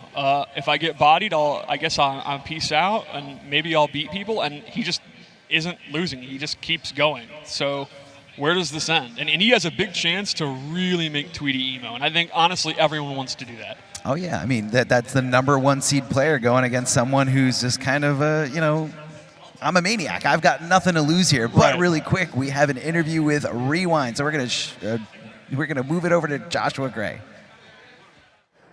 Thank you, gentlemen. I'm with the winner of EVO, Noble Rewind. Congratulations on making it to the top 4. Let's talk about your performance from earlier today.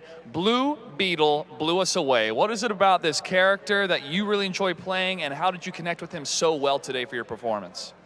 The character is just fun because he just flies all around the screen, and like he's kind of a crowd favorite too. So when I play him, like everybody's like, "Oh my god, like this is not fighting games," like you know what I'm saying. Plus, he's just like obnoxious. He's like a little cocky little character. He's like solid footsies. He has that annoying sweep. He has an overhead. Like he's just really good at irritating the opponent, and irritating the opponent is like really big to me because that makes them mess up. They, you know, make mistakes, and that's like what I love to do. Yeah. That was not the only character we saw from you today. We saw Catwoman, my personal favorite, up against Tweety in one close matchup. Why the switch, and what is it about her that made you perform so well? I've like historically did well versus Tweety with Catwoman. He usually does does well versus like all my other characters with his team of characters. So Catwoman has been like that crutch kind of for me. Like if I didn't have her, it'd be like way tougher to beat Tweety, to be honest. And today he played like way different, way more patient than usual. So I really had to like tough that one out. So yeah, she's more of a utility character for me. It's been a marathon today. We have 30 matches total, but the Final Four is going to be on Disney XD starting at 8 o'clock Central Time. You will be on television competing in this game for that top prize of $40,000. You're already guaranteed some money. What are your thoughts and feelings going into tonight's top four? My main goal is to just take it all because, you know, that's what I came here for. I didn't come here for second. I didn't come here for third. I came here for first. So I just want to make everybody that, you know, supports me and, like, knows what I do for, you know, how much passion I have for this. I just want to make them proud, you know. And finally, any shout-outs? First off, and most importantly, shout out to my pops. He's in the hospital bed right now. We just got like news in June that he's been diagnosed with stage 3 cancer. So he just had his surgery.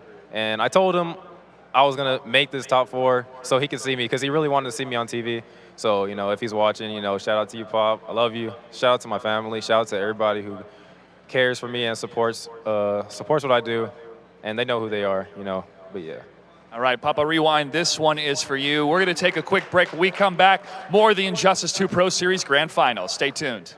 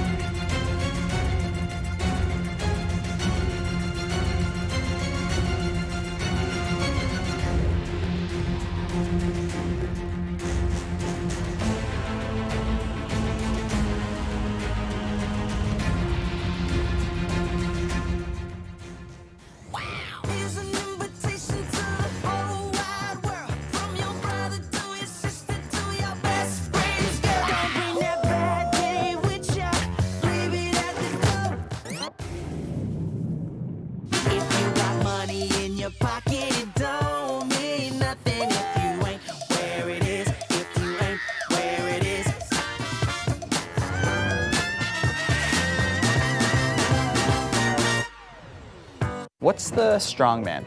It's a pea protein gluten-free pate. It's a burrito filled with plants pretending to be meat. Here we see the artist making an attempt to bare his soul. It's just a gray dot.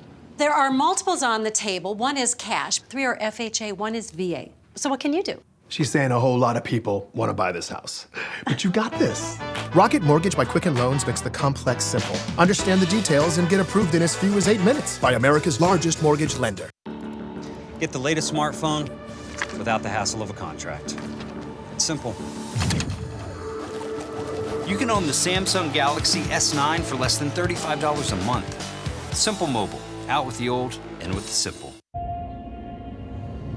We've all got barcodes on the back of our heads. Most people just never notice.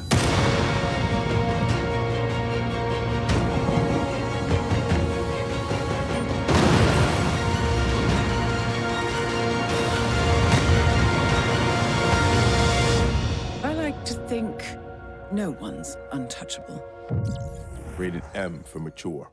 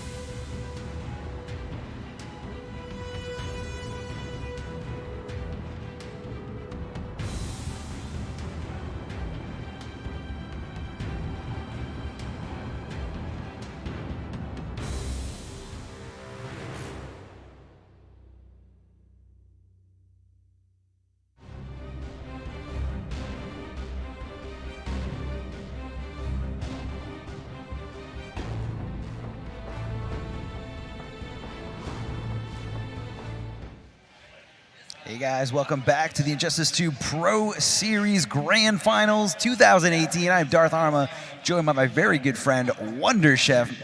Wonder Chef, look at the competition we still have left standing here. We have Rewind, SonicFox, Tweety, Scar, Hayatei, and Samij still left here. What do you think of Scar's reign of terror here today? I mean, he is going to be in our first match coming back. So here's a very, very interesting thing, right? Sure. So of course, most of the players who got in here through points. So everybody is ranked going into this tournament. Now, first seed is Tweety. He's left, right? I'm just gonna go through the people left. Tweety, seed 1. SonicFox, seed 2. Rewind, seed 4. Samij, seed 5. Hayatei, seed 6. So that's almost entirely top 6. Sure. Scar, seed 12. One of the lowest seeds in the entire tournament to make it in. And he made his crazy run after getting knocked in a loser's first round. I mean, let's see. He beat Happy Pow. He beat Gross, who was definitely a favorite to be in top 4. He beat Gur, who's a huge fan favorite. He has won a ridiculous amount of matches to make it to this point that he's at. But now he is going to be the 12th seed, taking on seed number 1, Tweety, who is, of course, at seed number 1, the favorite to potentially win this entire tournament. Already in losers is a bit of a surprise to everybody, but he is going to have to pull off the biggest upset of this tournament scenario. Oh, definitely. And another thing to pay attention to, Scar, one of the only players here without a sponsor. So, you know, if you guys are interested out there, there's a free agent. You might have to just sway him a little bit to go back to that pro gamer life. But I assure you, it's definitely going to be worth it, because this is Scar just as a renegade, just, you know, after the fact that he's like, well, you know what, I'm going to take it easy. I'm just going to, you know, play some Red Dead and not really focus 100% on here. And he's doing this. I mean, the sky's the limit with this player. Absolutely, and of course, these last 2 matches that we see here in the losers bracket, Tweety versus Scar and Hayatei versus Samij, those are both within the top 6. If they win one more, they make it into that top 4 spot where we're going to be playing it later on, both here live on Twitch and live on Disney XD and live on ESPN3, and then rebroadcasted an hour later on ESPN2. So that is just a giant thing. Of course, you guys can watch it here with Arma and Mitsuones, or you can watch it over on TV with Ultra David and Aquaman. But whichever way you watch it, it's going to be ridiculous, because we have Rewind versus SonicFox happening later on, and then of course the winner of these 2 matches. And of course, if you want to watch it in a more chill environment, Ketchup is restreaming the broadcast, just, you know, kind of casually hanging out. So if you want to just hang out in his stream chat, talk to him, definitely hit up PND Ketchup. Yeah, the key here is it doesn't matter how you watch it, just watch it, right? That's it. You just got to watch it, because you don't want to miss any of this. Scar, the renegade, the maniac with nothing to lose, going up against Tweety, the number 1 seeded player, the player that took on SonicFox in that Evo Top 8, took on so many players, the combo breaker champion, here on the brink of defeat and the brink of elimination against Scar. How do you cope with darkness? I don't give up hope. Grayson would have liked you.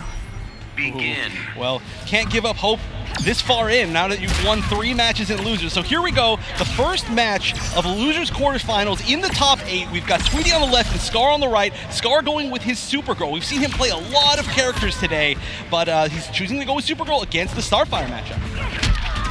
Oh, the down 2 trading there, which is, I guess, the momentum shift that Scar's looking for, but Starfire right back at, just throwing out that projectile warfare. Oh, and we're seeing so many 4-2-2s in a row. This is ridiculous. So many are hitting, and as usual, the Starfire damage is adding up. It just looks like a little bit, because it is a little bit, but it's a lot of a little bit. Now we're seeing Scar at less than half life already.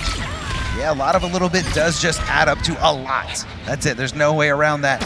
And Tweety finding himself closer to the corner here, and the projectile, the meter burn trait there for his troubles.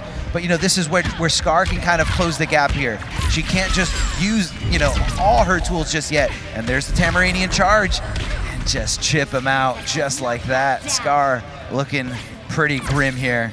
He has so much meter, but he hasn't had a chance to really spend it on too much, just because he hasn't been in. He's being hit by so much projectiles, but here we go. Big corner combo, and this, of course, could potentially give him a really good side switch mix-up off the float. What's it going to be? There you go. Are you going to get a wake-up? No, the delay wake-up from Tweety, just to kind of throw off Scar's timing, and then hitting him with a throw. And honestly, that might be the win for Tweety in the end. That changed the momentum so much. It got him so much space, so much ship. I mean, he's taking half of his life just by getting out of that corner. Ducking right under those lasers, making sure that they don't do anything, not even chip damage to Tweety. But Tweety getting really aggressive here, just right in Supergirl's face. And getting thrown for his trouble. All right, at least the first life bar is down. But look at how much meter we have on Scar's side. I don't know what the best way is, but he needs to find a way to really like expend it. Maybe like throwing up meter burn Frost Breath to kind of act as like a tool to get in, or maybe challenging more with meter burn teleport. I know it's extremely risky, but he's just got a lot of meter, and I doubt he's gonna be able to clash. Yeah, it's definitely risky, but I think it's one of those things that you just have to kind of test your opponent. You know, make sure, just instill that fear in them. But hold on, Scar not far away, and one of the best, well, I was going to say he can do unclashable damage. You were going to say that, but yeah, no, he chooses to let him clash, which is weird. I mean, he spent a lot of that meter, and Scar's not going to bet any of it. So this is definitely at least 2 combos to death. And I'm not sure if we're going to get a chance to see the clash activated for Scar. Yeah, this is tough. The charge almost definitely. Didn't even try to challenge it on the way down with a normal. Just caught him landing. So Tweedy taking game 1. Yeah, he saw that Scar was just going to land and went for the Tamaranian charge because he felt he was out of options in the air. Once you utilize that air dash, the only way she can go is down. It's true. I would have loved to see like a teleport or a float. There was actually some scary options right there still. Oh, that's going to be huge. Oh my god, no punish? Such a... Wow, that's a ridiculously quick recovery. No, that is a huge missed opportunity there by Scar, but he's not letting him he's not letting it phase him at all. He's going in. Great awareness there by Tweedy, but and look at that, the punish of the down 2. Now that's how you stop Supergirl. That's the first thing you need to focus on. Yeah, those down 2s are just Scar's favorite thing. I mean, we saw him at the end of the set with Happy Pow just doing 3 down 2s in a row to clutch out that scramble. But every single time so far that he's thrown out the down 2 in a block situation, Tweedy's blocked it and punished it. And this is a good spot to be in the corner here. Ooh, good tech. Good tech and good awareness there by Tweedy, understanding, hold on, he's getting a little too close. What's he up to? Down 2 on Wake Up. Hey, you cannot discourage him enough. He's like, I'm just going to keep doing it. But he did take the first life bar, so that's really good. Let's see how much he can get off this Magic Pixel, though. Yeah, it's really tough to condition someone who refuses to be conditioned. Yeah. Why do you not yield? My whole life defies the odds. And already making Tweedy clash so early on and not even getting any life back from it. That is a great use of that last little bit of his first life bar. Oh, so hard to beat that air to air. But like I said, the rest of this life bar having no clash means it can be mix up into mix up into mix up if he does get that opening. Checking the interactables, trying to chip away at as much damage as he possibly can there on Scar, and Tweedy just trying to get control again, but it's just looking so bad for him right now as Scar just making all the right decisions there, but getting hit by the overhead, and Tweedy extending the combo, making sure it hurts. Yeah, that is going to tie up the life. In fact, now a little bit of a lead for Tweedy, and just that little bit of a lead means so much.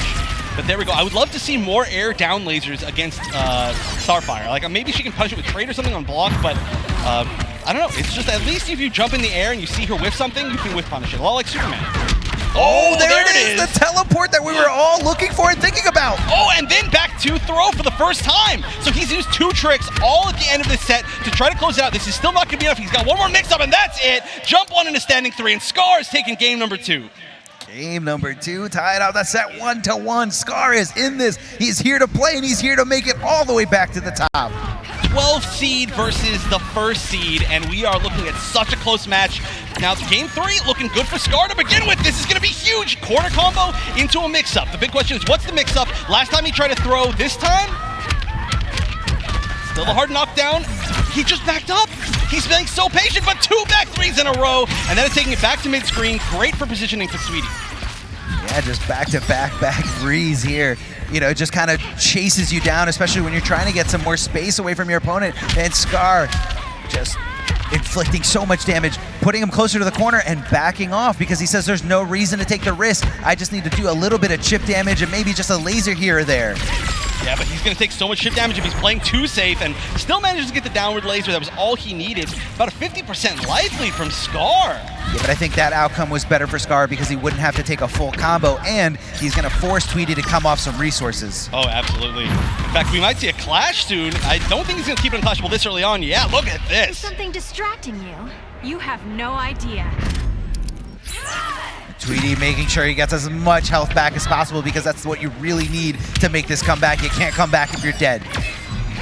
You can't come back if you're dead. Only if you're almost dead. So you got to try to stay almost dead. But yeah, look at this. Scar's playing the perfect spacing game right here. I mean, I've seen him use Supergirl a lot, but it's looking way better in this matchup in particular than I've seen it before. Oh, that was the end of back 2 and a wake up down back 1. But still, the meter room back 3 is going to get close to tying it up. You can never really be confident holding on to a life lead against Starfire because she will end up catching with 2 tiny things and some chip, and then you are suddenly at half life. Yeah, and then you just start to slowly panic as your life bar just chips away at all those projectiles that she can throw your way. So it's just kind of like, do you sit back or do you go in? Very, very tricky stuff. Kind of a very intense dance. Yeah, and that's actually kind of what's happening right here, but almost the other direction. And there's the down 2, the classic, and there's no clash available, so this will be a hard knockdown. And then one more mix-up could potentially do it. The scare here is that so many of those... Oh, wow, great block on that meter burn forward 3. And he push blocked the punishable down 2! That was a huge mistake. He didn't expect it to be that. He's going to launch from the back 2 throw. Is this enough? Yes, it is. If Scar doesn't drop it, and there it is, the impeccable execution by Scar. He's up 2-1 over Tweety right now. Wow, that was such a gigantic mistake. So unfortunate to push block the down 2. I know that's not what he wanted to do right there. Obviously, he's been punishing them so well, but he must have expected it to be like a back 1 or something like that. Still, he's going right back in with Starfire. I thought maybe we could potentially see him playing Superman or Fate or something, but he's going back in. He can definitely make it back. Scar, though, needs just one more. He's confident in this pick. He's sticking it out with Starfire. He knows that no one's playing this character at the level that he's playing her. Oh, he is very confident on that. And here we go. We're seeing a huge life lead. The funny thing is we didn't even really see Scar get hit. He just took a lot of chip. Oh, yeah. I mean, that's what Starfire is. I mean, she has to utilize resources, but it's kind of like you need to make sure that she doesn't have access to it. The Tamarinian charge just hitting on the other side somehow. And it traded, too. That was so weird. All right, so how is Scar going to be able to take this back? I mean, there's always the threat of so many different options that Supergirl has. She's so mobile, she does tons of damage, and her Oki's great. So this is still very potential, but being able to switch spots right there and get Tweety out of the corner looks even better for Tweety. Just kidding, you can always switch sides with Supergirl when she hits anything. That's the advantage, that huge freeze. Oh yeah, absolutely is a big advantage. Oh, looking for the shimmy, but Tweety not biting, but then, leaving himself open for the throw. He's like, all right, my shimmy's not going to hit, then I'll just go back to the original plan, right? Yeah, exactly. Back 3, and then checking him with that down 1, making sure he doesn't try to do anything too frisky. Oh my gosh, this life bar is just melting from Scar, but this is going to be nice. You're going to get a really big meterless combo from that. It should be enough, I think. Yes. All right. I mean, Clash is still available, so Tweety's getting 1 get-out-of-free jail card. There's no way that Scar's going to be able to keep it unclashable the entire time. And also getting put in the corner is bad. No Clash means maybe no Clash. The rest of this, the down 2 is going to catch. The side switch is going to set up really good positioning. Down 2 doing so much work for Scar right now. It's really his signature move and the cross-up. But Tweety said, that's fine. Put me on my back. I'm waking up with Tamarini in charge. He did a normal teleport. I think it must have maybe that was either an input error to not be a teleport or he missed the meter burn part of it because that would have been a lot of damage. It would have connected. But yeah, game 5 as expected. Who's going to make it into the top 4? Tweety or Scar? Oh, right now it's looking like Scar, but he doesn't have the meter to make sure it hurts, and that's such a game changer. But down 2 again. Still doesn't have the bar, but looking for the opening, and Tweety just forcing his way out there. Meter burn back 3. And Scar putting him right back in the corner, says, I'm not giving you any real estate. I'm not giving you any wiggle room. And giving Starfire a taste of her own medicine, chipping with, that was almost the sickest conversion I've ever seen, but chipping Starfire to death with lasers. He's like, how does it feel? Oh, and again, the down 2s! The down 2s doing everything for Scar right now. It's helping him so much, but he's utilizing it so well, putting it in all the right spots. 100%. He has caught so many forward 2s on approach. It's actually insane. But now we're seeing Tweety play a lot more aggressive. He knows he needs to do something that controls the pace to get this life lead back, and he's starting. Oh, look at that patience. Oh, then look at that. Again, chipping to death with lasers. Spent some meter. He did have quite a bit of meter. He's still got enough to convert. And again, the down 2. We got to rename that the Scar. That's right. He's anticipating the spacing there. He says, you know what? I'm going to put myself, pretend that I'm going to be in the range of her normal attack, and I'm just going to meet her with down 2. No problem. Oh, what was? I don't even know what that was. He did backboard 3? Was that the charge? Or I don't know. But first life bar going to Tweety now. But this is match point for both players. Final life bars. Let us end this. Thanks, but I'm not done. Starting off, taking away Tweety's clash is huge. Tweety's still at less than half life, but no meter available really for either player. Still a full trait. Both have their laser trait for both players now. Oh, just barely missing there was Tweety as he just takes those lasers, puts himself a little bit farther. So it's one of those weird little things where even as Supergirl's lasers connect, it's just kind of giving Starfire more room to stay away from you. Oh, no whiff punish there. Oh, doesn't meter burn it, but he doesn't get punished for it. Oh, jumps over, doesn't get the full punish. That could have been death. And a raw disco spin. How did he do it? Going over the other side, susceptible for a full combo, but doesn't get it. Not sure if he's just trying to keep it unclashable. I think he is, and this is going to be so much chip. He's got the life lead now. Catches with one charge, but only one, and catches him with the meter burn freeze. Score! Eliminate seed number 1. And I thought that was all Tweety needed. He brought him down to a pixel, and he bet it all on that Tamaranian charge. So what he did instead, threw out the ice breath, said, go ahead, go right into it, because that's going to be the game for me, and that's going to be the set. And Scar moving on to the top 4, and Tweety is just absolutely devastated. Oh my gosh. Scar, like I said, seed number 12, only 12 people got in through points. He was seed number 12, and he was expected, honestly, I mean, he's told everybody how he's feeling currently about his play, about the game, and nobody, I think, expected him to make it this far, pulling off literally the highest upset that he could, making it a top 4. That means that he is at least guaranteeing himself $5,000, and then, of course, potentially way more, because he is on a tear. He is. I don't know what's going to stop Scar at this rate. And he just seems more and more impressive as time goes on, as the matches go on, and the deeper he gets into this bracket. So I think if he makes it to the end, this is going to be Omega Scar. Omega Scar, my gosh, his run has been crazy. I don't think I've seen him on a tear like this almost ever. I mean, maybe even since MKX days. Yeah, no, it definitely is. And you know, Scar's always looking very composed guy, very chill. And right now you could just see the energy going through him, the passion coming out in his gameplay. And that last match could have gone either way. Oh my God, intercepting the charge with the meter burn ice, which was 100% intentional, 100% intentional. That may have been the read of the tournament. And for a match to make it into top 4, to make it on TV, to make it into that $5,000, ridiculous. But you know what? Josh is down there. Joshua Gray is going to talk to Scar and see what he thinks about that match. Ladies and gentlemen, yesterday when they asked the commentators who was going to make it to the top 4, this gentleman was one of those players that I chose. Scar, you and I have known each other for quite some time. I've seen you continue to put so much effort, so much heart into the games. And today, we get to see those years of training and struggle now pay off as you're making it to the top 4, and we're going to see you on Disney XD. What are your emotions right now? I have no emotions. Cold-hearted. Well, we've seen a lot of emotions today on stage. Gur's loss was devastating, heartbreaking, but we saw you calm, cool, and collected. We continue to see you like that. You're in the zone right now. How are you going to stay in the zone for the next couple hours until we see you on television? Just think about Red Dead, you know? All that training I did, you know, shot a lot of Driscolls. You know, that's what's going to carry me, man, you know? Just keep thinking about that. A lot of hey there, misters. That's how it's done. Any words that you'd like to share with us before we see you later tonight? Shout out to my boy Bruce, Lion Soul, my Cage boys back at home. RIP to my mom and dad, this for you. Yeah, man, shout out to everybody. Scar, we'll see you in a couple hours. Ladies and gentlemen, we still have 2 more matches to determine who will be in the top 4. Stay tuned. Back to the commentators. What's going on, guys?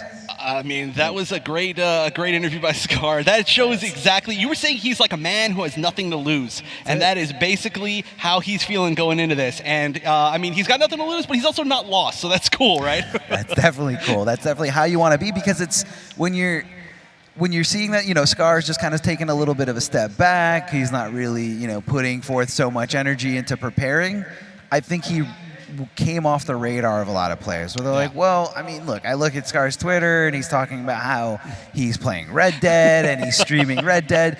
Do I really have to study this matchup? No. I'm going to focus on other matchups. So that was the mix-up that Scar gave everybody. Yeah, but the thing is, you got to remember, Scar forever, for the entirety of NRS games, has been one of the best players in the entire world. He's been one of the most gigantic threats with so many different characters. So, I mean, sleeping on him was obviously a mistake.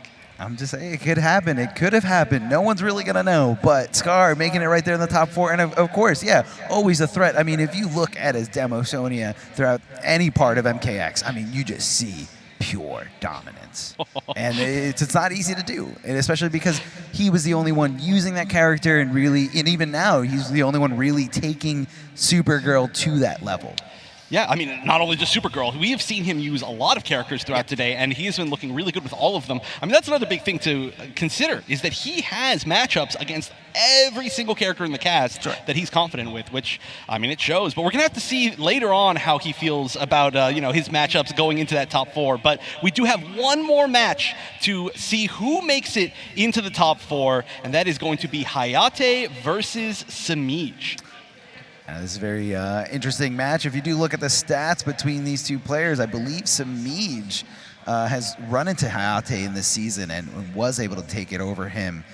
And, you got to really be thinking that, Hayatei's going in, needs to learn from that situation and learn, how do I stop him? How do I, get around? Where did I go wrong last time? And how can I make the adjustments? And then again, thinking it from Samij's perspective is, how to solidify that. How do I, because even if you beat someone in tournament once, doesn't mean you're always going to beat them, and it doesn't mean that they're not going to adapt with you. Right, and actually both of these players have lost to only the people who are still in winners, so they both want that run back. And if Samij wins this, then he gets a rematch against Scar, who he knocked into losers, so I'm sure he's feeling really good if he manages to win this. But here we go, they're going in. Of course they're classic characters. These are some of the utmost loyalists. In fact, they're the only loyalists left in the tournament, and they're going to have to eliminate each other. That's true. These guys don't ever run to any other character. They are confident, and they say any matchup, even if it's a bad one, I can overcome it. All I have to do is work that much harder. And Hayatei, 3 sweeps in a row. Samij just said, you know what, it doesn't matter. But that's really the game. That's really the mindset is, do I take the sweep or do I take the overhead that leads into a full combo? He was making a statement. He was like, this is how the set's going to go, a clean 3-0 sweep. There you go, 3-0 sweep. All right, so already a little bit of a life lead for Samij, despite that early start. I mean, the sweeps are a nice knockdown, but all it is a nice knockdown. It's not a huge amount of damage at all. Great assassin strike to get over to the other side. Hayatei just betting on the hit rate of that. And, when Hayatei's here, when money's on the line, that assassin strike is definitely going to work. You always have to test if they can punish it. Yeah, you do. And it's not the easiest thing in the world to punish. Not at all. All right, not close enough to meter burn it, or I guess Hayatei just kind of holding on to some bar, possibly just didn't think it would work. Wow, he's just threatening with that trade. He's just letting it sit there.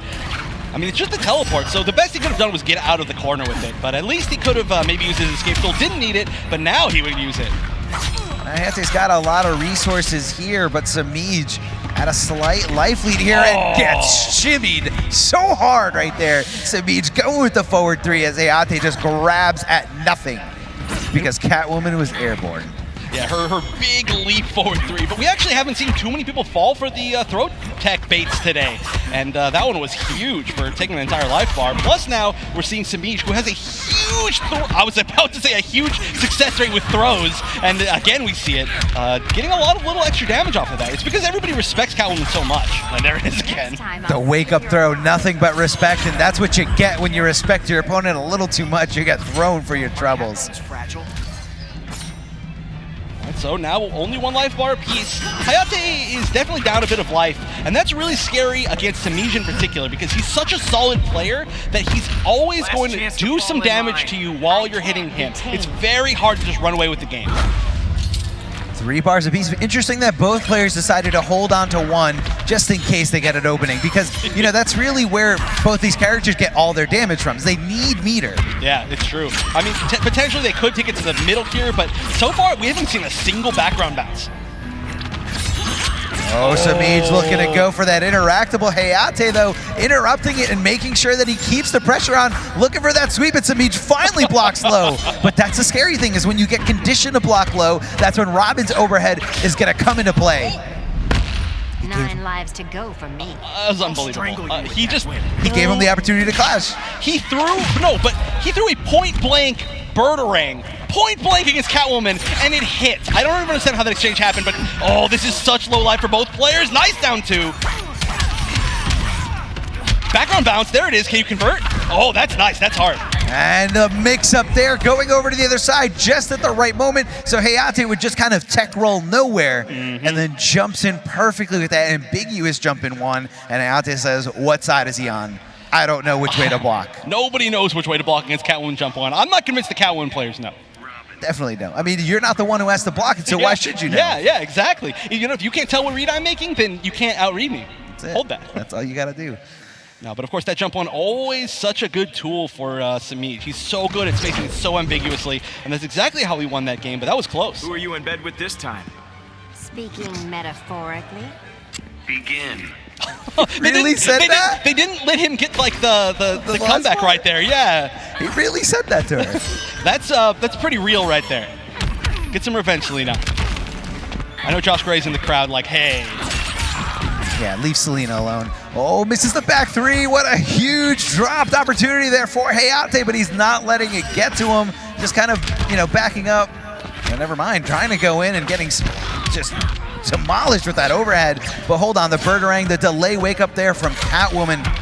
And now, delaying wake up against Robin for that setup, I feel like sometimes that's what Robin players want you to do. Yeah, well, I mean, it's so rewarding if you do manage to do it correctly that Robin players have started, I mean, especially somebody who's played just Robin, has to start baiting it. So he's very used to that mind game. Wow, a little bit of pressure in the corner. I like that. Samij's just backing out. He says, I don't want this to get too volatile. I want to keep it at a space that I can control the pace. Oh, and there it is. That's what happens when you get conditioned. That's what happens when you're scared of that sweep. Here comes the overhead. Yeah. Honestly, throughout this entire day, I have not seen Hayatei try to condition anybody with sweep as much as he has in this set. We've seen more sweeps literally in that last game than in the entire rest of the day. Yeah.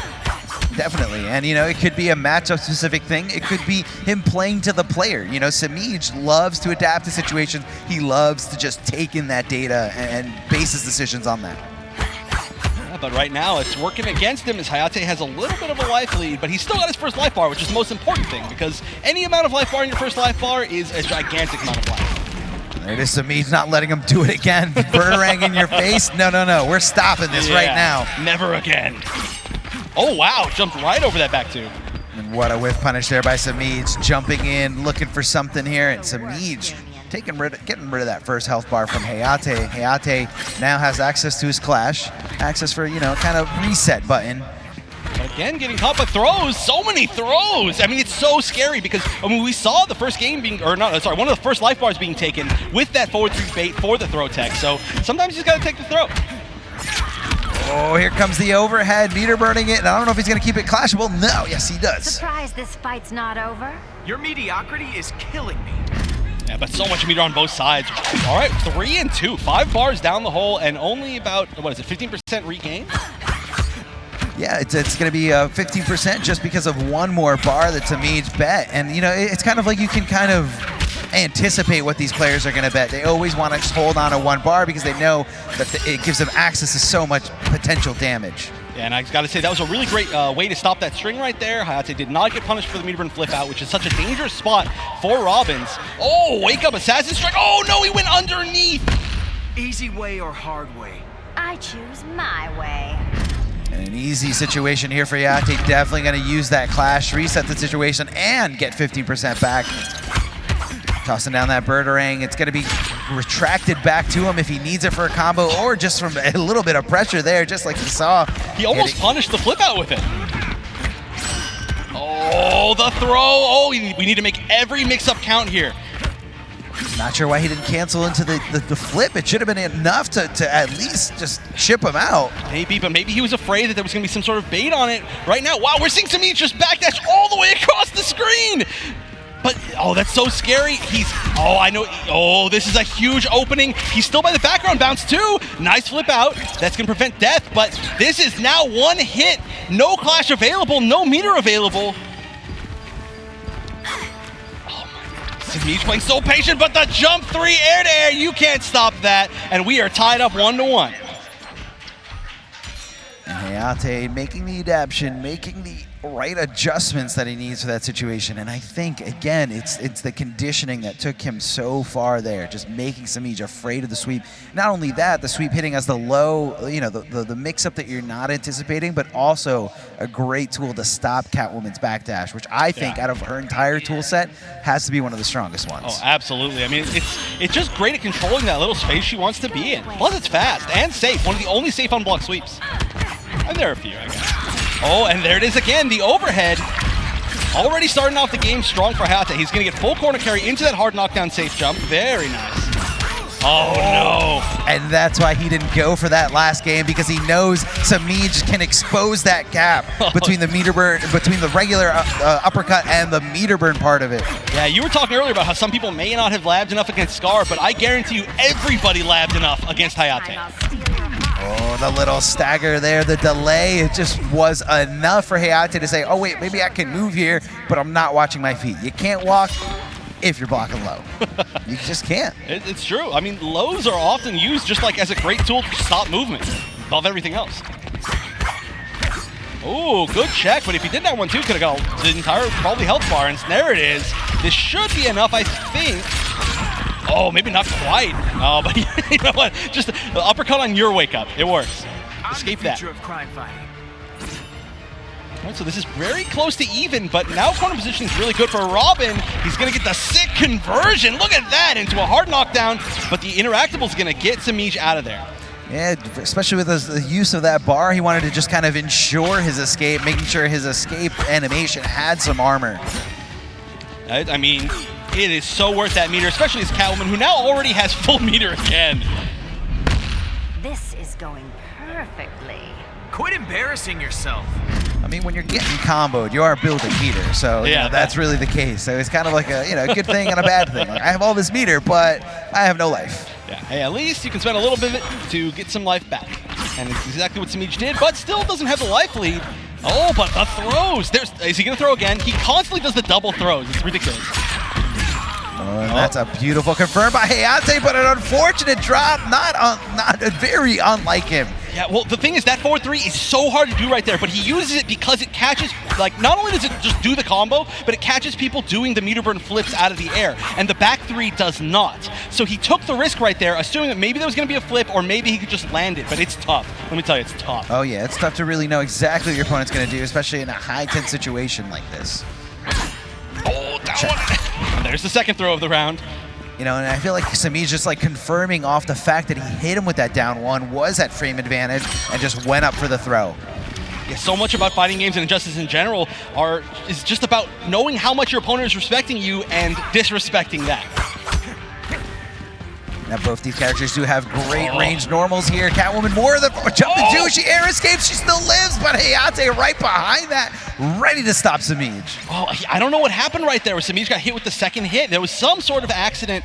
Maybe he was trying to like do something with that gap at some point. But yeah, Hayatei taking game number 3. So that means he only needs one more to advance in that top 4, advance in that guaranteed $5,000, and make it on TV. That's where these guys all want to be. They want to air on TV tonight, but you got to get through one more opponent, Hayatei and Symige. One of you's going to make it, and the other one's. Is that a pretty salty placement right there? You're just right outside of top 4, right outside of TV. Yeah, it's never a spot you want to be. Still $4,000 though. I would absolutely take that. And I mean, every single player here has already earned so much glory just for being in this top 16. I mean, even the players who did go 0-2, that is still... Being here is more difficult than winning a major. Let's be honest. Like, absolutely. It is so tough. And so many people did win majors to get here. But here we go. Hayatei only needs one more potentially to make it up into that spot. Oh, clipping him there, just jumping in as Hayatei tries to escape here, utilizing the meter to make sure that this is going to either side switch and do a lot of damage, but hold on, wake up interactables. Hayatei not really evaluating that and not putting it into the equation. Oh, the 1 forward 2. Oh, nice block the overhead that time and gets the opening. Oh, but again, you know, there are a lot of times where we're not seeing the back three come out from a Hayatei, not only in this set, but in a lot of other sets. Yeah, it's almost like he's inputting it a little too early because you don't see anything coming out, you know, while he's still recovering. And this is not a good look for Hayatei here. Samij in complete control and ready to tie up this set. And it's funny, that last little situation, if he'd meter burned the uppercut, he would have connected because he was too far for the jab to actually punish him from Samij. Oh, raw down two. Checking him with the down two. I mean, at max range, it's really tough to punish that down two. Definitely one of the tougher down twos to do anything about. Especially because Robin can cancel into stuff, so you're always a little bit scared. You don't really want to try that out. Jab range is a different story, but he's not going to use it from bad range because he's a great Robin, obviously. The best Robin. The best Robin, yeah. Clearly. Scurry away, little mouse. Oh, just kind of whiffing things at, you know, max range here, just kind of trying to get Samij to bite, but, you know, Samij all over it, not giving him the tendencies he's looking for. Checking down that Birdarang, the retractable one. My legend will eclipse yours. A pleasure you'll never have. All right, 3 bars apiece for no life change at all. They're just like, yeah, we'll spend it. Okay. Oh, and that's going to be the life bar. Nice, I like that. Just using a special. He builds a little bit of meter, and he side switches, and it's just 100% optimal. I mean, it's insane how these players have to just kind of look at everything. And in that situation, Hayatei knew it was enough damage to take the bar. Yeah. Oh, this one's gonna hurt here. Samij doesn't have to worry about Clash. Clash no longer in the picture for Hayatei. And punishing that gap, Hayatei getting a little desperate there. Not sure if that was the equivalent of him throwing in the towel for that game, but, you know, don't test Samij. He's gonna do it. Yeah, I mean, at that point, maybe you just got it. But is there any other way that this day going into top 4 could have ended? We have had so many game 5s, and we've got one more game 5, 100% to see who makes it into top 4, and it's going to be the battle again between the two character loyalists that remain. It's such a shame to see it, but let's see which loyalist comes out on top. One game decides the rest of this. I mean, at least we know there is going to be a loyalist there in the top 4 because these guys don't ever change. It doesn't matter. It doesn't matter how up against the ropes they are. It doesn't matter what corner you get put in. They're sticking with their mains. Oh, and a really good aggressive start from Samij, but he isn't able to capitalize with a ton of damage. Oh, looking for that overhead, and that walk speed of Catwoman is just so great. A great tool to just kind of, you know, dictate the pace of footsies and just, you know, trying to outspace someone. And, oh man, this is gonna hurt. Super smart. So that's the spot in the Robin combo that you can actually meter burn flip out and punish him on recovery. And a lot of times we see the Robins try to bait that, but that time it worked out perfectly for Samij, and he's gonna keep that lively because of it. Trey's still on the ground. He's all over it. He knew it was there. Yeah, he was like, whoa, whoa, whoa, back up. And look at the recovery on that backdash, just so quick, very tough to do anything about it once it starts up. Yeah, but that jump 2 caught on just the very tip. Oh, catches the backdash with the overhead again, goes for the Mitos combo. He doesn't have enough to convert, and he's gonna keep himself safe with the trait, but now we're seeing the throw game again. Oh, 2 in a row, the Samij classic, and now he just needs the chip, but he gets the punish on the raw uppercut, and now one more life bar for Samij to advance. You know, Catwoman has one of the only few throws that just leave you in throw range. I made you suffer. I'll tell him you died trying. And it's also scary because her throw tech bait game is one of the best in the entire game. So she is, in her own way, a very good grappler. He's just walking back and forth, looking for something. Say, give me the opening, Hayatei. I know you want to. Checking him with a down 1, looking for the overhead. Great block there by Samij. He started blocking overhead as soon as he needed to. He got opened up by 1 this time, but he's blocked so many that he's just been able to run away with this life lead. There's about twice as much life on Samij's health bar than there is on Hayatei's. Nice block. Air to air. He's going to get a weird conversion off of this. No, he didn't spend the meter. Guaranteed chip right there. Could have push blocked potentially, but now we're down to 1 life bar apiece. But Hayatei is at less than half with no clash. He's going to have to make a huge comeback if he even can. He may try to flip out at some point here. No, he's going to take the knockdown. This is scary. Hayatei's got so much bar, but he doesn't have any access to clash. And there it is. Samij, hold on. Not cashing in with the cat dash. Oh, yeah, he didn't have faith, but the back 2, he's keeping it safe as Samij is going to advance into the top 4 over Hayatei. What a grueling set there. It's Samij coming out the victor over Hayatei. Now, both these players did qualify in the top 4 last year. Samij taking 2nd place. Hayatei, I believe, taking 4th place. And Samij just clutching it out. Yeah, that was, as usual, an amazing Game 5. It always goes down to Game 5 with these players. That's because they're all so amazing, and I would expect nothing less of them. That's it, man. I mean, these guys really, really wanted it. I mean, so much on the line, so much money on the line, and, you know, a great opportunity to be there, just playing in front of so many people at home. Yeah, so many people at home, so many people here. This is a great event out here. I'm so happy that we get to hang out with all these players that are so amazing from across the globe. Shout outs to all the representation from all of the different countries, just everywhere that have represented today. We've seen some amazing plays so far, I have to say. Oh, yeah. Yeah, I mean, look at these guys. This is what they do. Day in, day out, they study, except Scar. But day in, day out, this is what these guys all do. They study matchups, they play the game that they love. Yeah. I mean, especially, I got to give, of course, a special shout out to Gur, who probably has more love for Injustice than, like, the rest of Earth combined, right? I mean, even every single time he wins, he talks about, you know, Injustice forever, and which is a weird thing out of context, but in context, we totally understand. So shout outs to all the love for Injustice from him and his showing. And, of course, everybody else is showing, just playing so well today.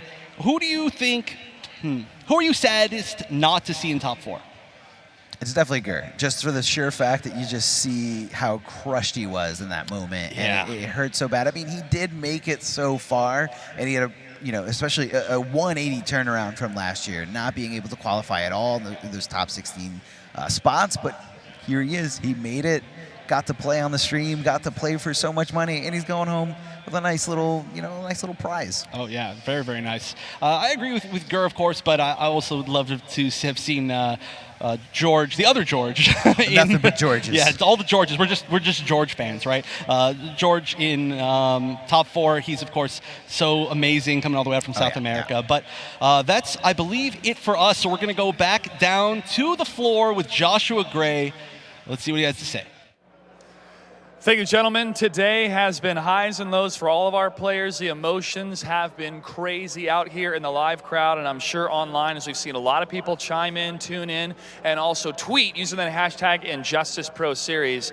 As you gentlemen were saying, the heartbreak that we saw from Gur was palpable. The room went quiet for a little while as we saw Scar stone-faced, waiting for Gur to collect himself and then leave the stage. That is an outward expression of an inward representation of the passion, the dedication that each of these players bring to the table. In any type of competition, when you focus so hard and so much and you come short, it is heartbreaking. But this is a community that continues to support everybody as we drive to finding out who is the best of the best. We have said goodbye today to 12 players, but 4 players remain. Let's take a look at the bracket and see what their journey has been like today. First of all, we have Noble Rewind moving so far in his career, winning EVO and now moving on to the top 4.